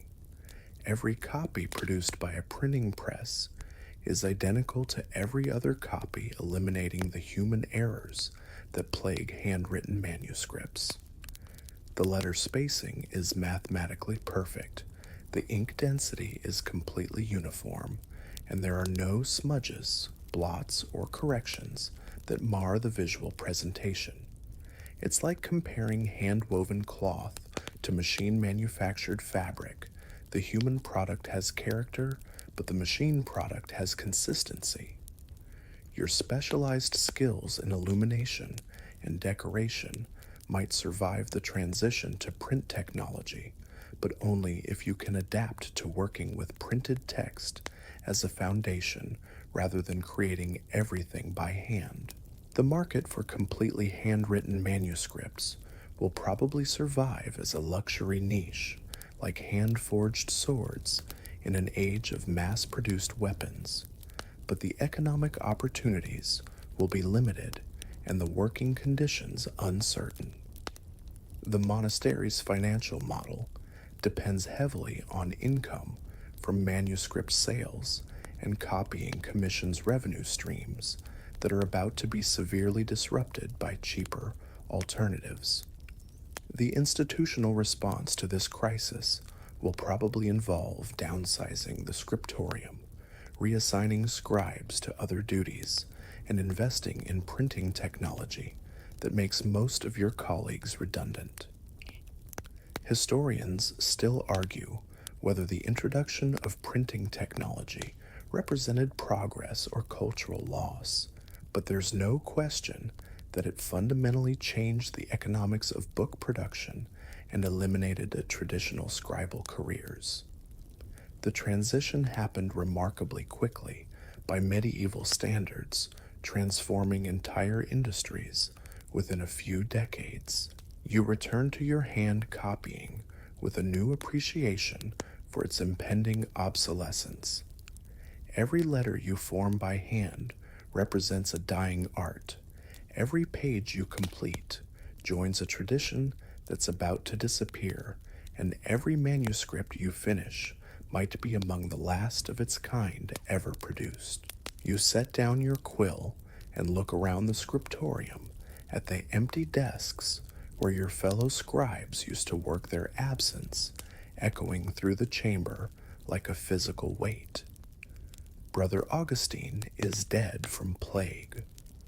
Brother Jerome was reassigned to kitchen duties after the printing press made his services redundant, and Brother Francis left the monastery entirely to seek work in the secular world. You remain surrounded by the ghosts of friendships that were cut short by death economics and the simple passage of time. Welcome to the profound isolation of monastic life, where you've traded every normal human relationship for the privilege of copying books in a community that's slowly disintegrating around you. The vow of celibacy you took 20 years ago seemed manageable when you were young and idealistic, but the psychological weight of permanent solitude grows heavier with each passing year. You'll never know the warmth of romantic love, never experience the joy of raising children, never have the comfort of a partner to share your daily struggles and small victories. Your family relationships were severed when you entered the monastery, and the artificial brotherhood of monastic life provides only a pale substitute for genuine human connection. Your mother died 3 years ago, and you learned about it 6 months after the funeral through a brief message delivered by a traveling merchant. You weren't allowed to attend her burial, couldn't comfort your siblings in their grief, and had no opportunity to say goodbye to the woman who raised you. The monastery's rule of separation from worldly concerns means that your natural family became irrelevant the moment you took your vows, leaving you to mourn alone in a community that treats personal grief as a spiritual weakness. The friendships you've formed with fellow monks are limited by the artificial constraints of religious life. You can't confide your deepest fears, express doubts about your vocation, or share the kind of intimate thoughts that create genuine human bonds. Every conversation is filtered through the lens of spiritual propriety. Every relationship is mediated by hierarchical rules, and every emotional connection is subject to disruption by death reassignment or disciplinary action. Brother Marcus, who worked at the desk next to yours for 15 years, was transferred to another monastery last month because the abbot decided that your friendship had become too particular monastery code for any relationship that shows signs of genuine human warmth. You're not allowed to correspond with him. You'll probably never see him again, and you're expected to accept this separation with the same spiritual detachment you'd show toward any other loss of material possessions. The psychological effects of chronic isolation manifest in ways that the monastery's leadership either doesn't recognize or chooses to ignore. You find yourself talking to imaginary companions during long copying sessions, having elaborate conversations with the authors of texts you're reproducing, and developing emotional attachments to your manuscripts that border on the pathological. The books become surrogate relationships, filling the void left by the absence of genuine human connection. Your sexual desires didn't disappear when you took vows of chastity. They were simply suppressed and redirected in ways that create ongoing psychological tension. You dream about women you'll never meet, fantasize about family life. You'll never experience and struggle with physical urges that have no acceptable outlet within the monastery's moral framework. The church treats these natural human impulses as temptations to be overcome rather than needs to be acknowledged, creating internal conflicts that never fully resolve. The monastery's social structure prevents the formation of supportive communities that might help monks cope with isolation. Hierarchical relationships discourage equality and mutual support, while the rule of silence limits emotional expression and problem sharing. You're surrounded by people who are experiencing similar struggles, but you're all forbidden from acknowledging or discussing your common humanity. Your advancing age makes the isolation more difficult to bear. At 45, you're beginning to understand that you'll probably die in this monastery alone, except for whatever monks happen to be present at your deathbed. There will be no children to carry on your memory, no wife to mourn your passing, no family legacy to justify your existence. Your life's work will outlast you, but your personal identity will disappear as completely as if you'd never been born. The contrast between your isolated existence and the normal human experience becomes more painful as you age. Through the monastery windows, you can see families traveling together, couples walking hand in hand, children playing in groups, all the natural human relationships that you've permanently renounced. The sacrifice seemed noble when you were young, but it feels increasingly like a form of slow psychological suicide. The monastery's theological justification for isolation that earthly relationships distract from spiritual development rings increasingly hollow as you watch your humanity slowly atrophy from disuse. You're becoming more religious, but you're also becoming less human, trading your capacity for love and connection for abstract spiritual benefits that feel increasingly theoretical. Historians still argue whether medieval monastic life actually enhanced spiritual development or simply created communities of psychologically damaged individuals who mistook isolation for enlightenment. But there's clear evidence that the social costs of religious life were enormous for many participants. You return to your copying alone, with your thoughts in a room full of people who are forbidden from offering the companionship that might make your isolation bearable. The manuscript will be completed, but the scribe who completes it grows more distant from his own humanity with each passing day. You look down at the half-finished manuscript that has consumed the last 2 years of your life, a complete copy of Augustine's City of God that represents everything you know about the art of scribal work, and realize with crushing certainty that you'll never live to see it completed. The persistent cough that's been troubling you for months has worsened into something that leaves bloody specks on your handkerchief.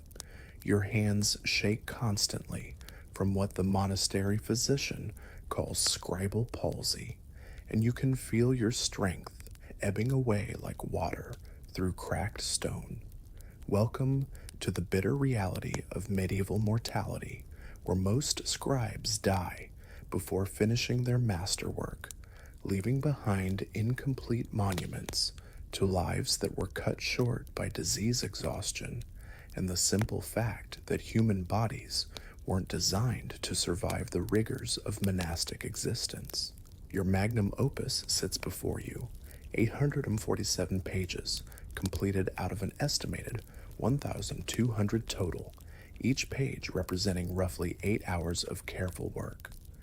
The illuminated initials alone required weeks of preparation, grinding pigments, preparing gold leaf, and painting miniatures so detailed they require magnification to fully appreciate.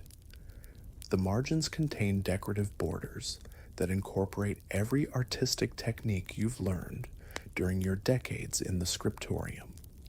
It's the kind of manuscript that scholars will study for centuries, assuming someone else finishes it after you're gone.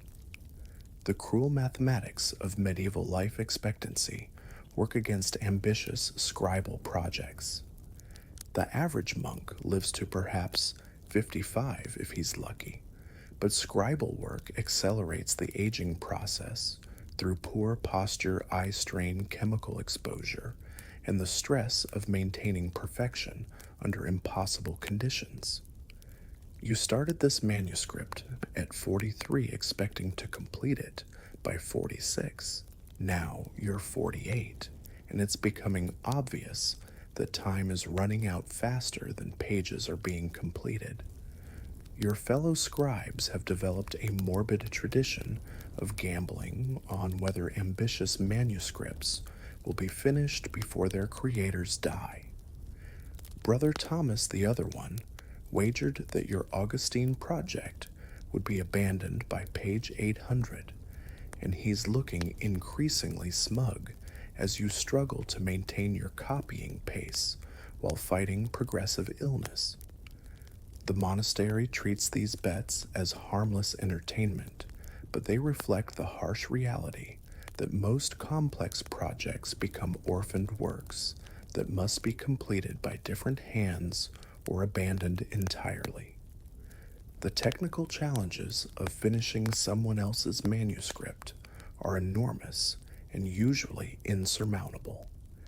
Every scribe has distinctive letter formations, spacing preferences, and artistic styles that are impossible to perfectly replicate. When Brother Jerome died halfway through copying Aquinas's Summa Theologica, 3 different monks attempted to continue his work, but the resulting manuscript looks like it was written by committee, which technically it was. The stylistic inconsistencies make it clear that multiple hands were involved, destroying the visual unity that makes handwritten books art objects rather than just information storage devices. Your deteriorating handwriting provides a real-time chronicle of your declining health. The early pages of your Augustan manuscript display the confident flowing letters of a scribe in his prime. The middle sections show subtle changes, slightly less consistent spacing, occasional tremors and vertical strokes, letters that are microscopically less precise than their predecessors.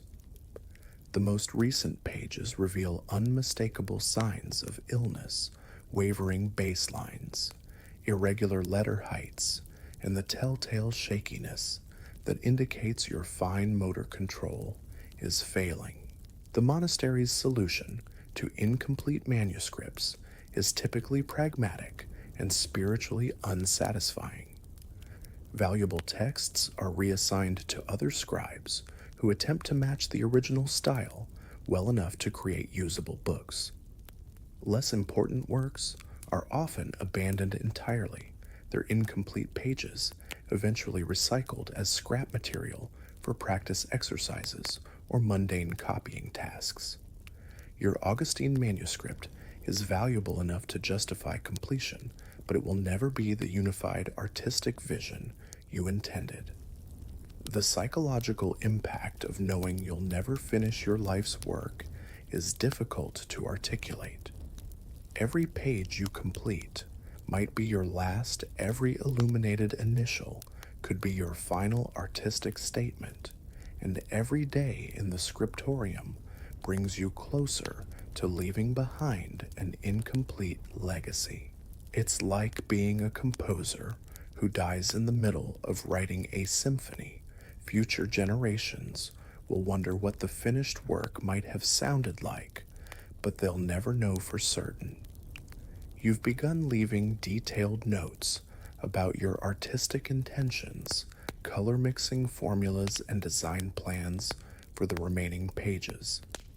These instructions might help whoever inherits your project, but they can't convey the subtle, artistic instincts that guide creative decisions in the moment. Your replacement will be copying your vision rather than creating their own producing work that's technically competent but spiritually hollow. The monastery archives contain dozens of incomplete manuscripts from previous generations, testament to the recurring tragedy of scribal mortality. Some were abandoned just pages from completion, their creators dying within sight of their goals. Others end abruptly in mid-sentence, the final words trailing off into blank parchment that will never be filled. These orphaned works serve as memento mori for every scribe who enters the scriptorium with ambitious plans. Historians still argue whether the high rate of incomplete manuscripts reflects the unrealistic scope of medieval scribal projects or simply the harsh realities of medieval mortality. But the evidence suggests that most complex copying projects outlived their creators. You dip your quill once more and attempt another line, knowing that each letter might be part of your final artistic statement. The Augustine manuscript will probably be completed eventually, but it will never be entirely yours. Like so many medieval scribes, you'll leave behind beautiful fragments of unfinished dreams preserved in parchment and ink for scholars who will never know your name. You pause in your copying and look around the scriptorium one final time, taking in the familiar details that have defined your world for so many years. The afternoon light filtering through the tall windows catches the dust motes floating in the air like tiny golden letters, and you can hear the soft scratch of quills moving across parchment as your remaining fellow scribes continue their eternal work. The smell of oak gall ink and fresh parchment has become as familiar as your own breathing, and the weight of the quill in your hand feels like an extension of your own body. This moment, right now, might be your last as a working scribe, and you find yourself unexpectedly grateful for the privilege of participating in this ancient conversation between past and future. Your completed manuscripts line the shelves of the monastery library like silent ambassadors to eternity. Each one represents not just months of physical labor, but a small victory against the forces of ignorance and forgetting that constantly threaten human knowledge. The copy of Augustine's Confessions that took you 8 months to complete sits next to Brother Jerome's final work, a beautiful reproduction of the Psalms that he finished just weeks before the plague took him. These books will outlive everyone who created them, carrying fragments of your careful attention forward through centuries you'll never see. The irony isn't lost on you that your life's work has been to make yourself invisible. The best scribal work leaves no trace of the scribe's personality, no hint of the long hours and physical suffering that went into its creation. Future readers will see only the text itself, clean and permanent, with no awareness of the human cost required to preserve it.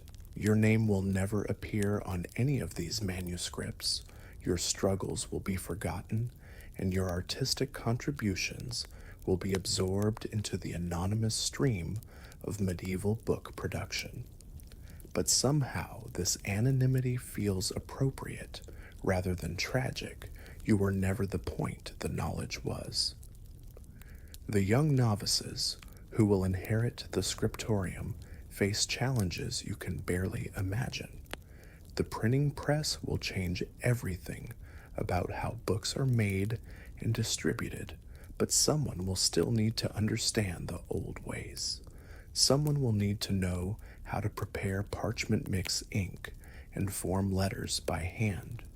Someone will need to preserve the artistic traditions that transform mere information into objects of beauty. Your expertise won't become obsolete. It will become rare and precious, like knowing how to forge swords in an age of gunpowder.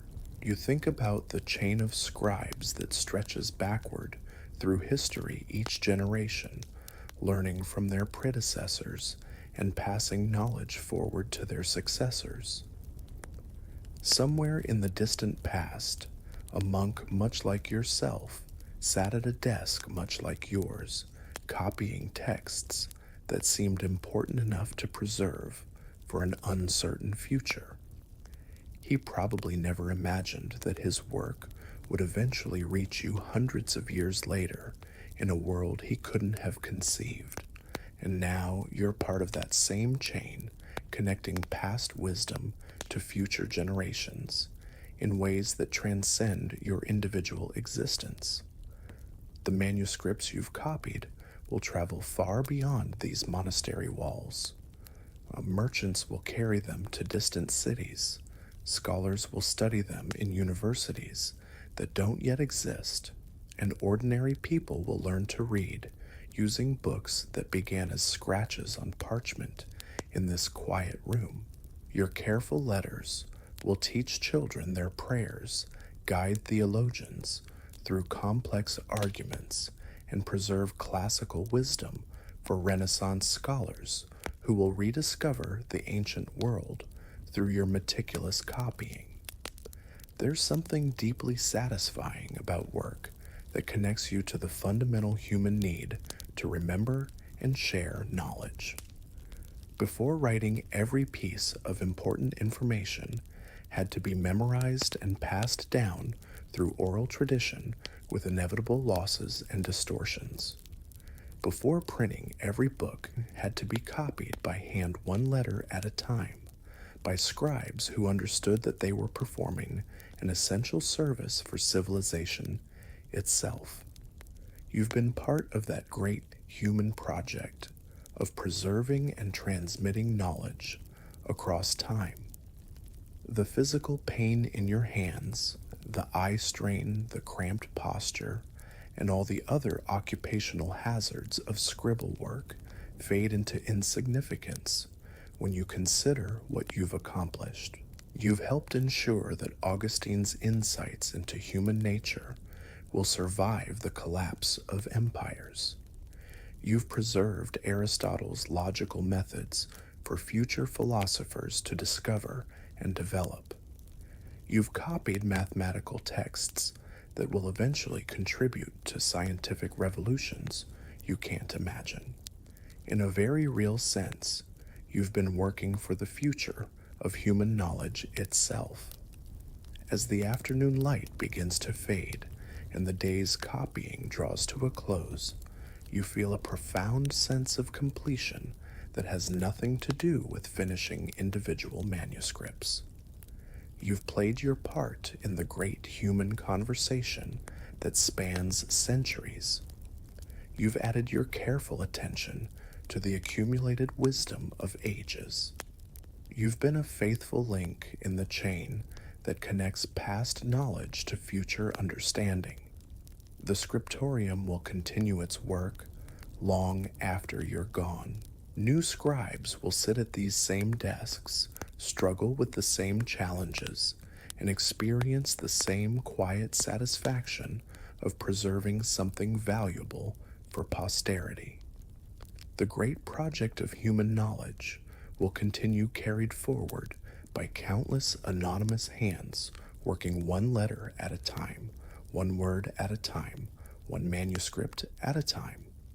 You set down your quill with the gentle precision of someone who understands the weight of small gestures. In the growing twilight, surrounded by the tools and materials of your craft, you find yourself at peace with a life spent in service to something larger than yourself. The candles flicker softly in their holders, casting dancing shadows on the walls of this sacred workspace, where human knowledge is preserved one careful letter at a time, for generations yet to come.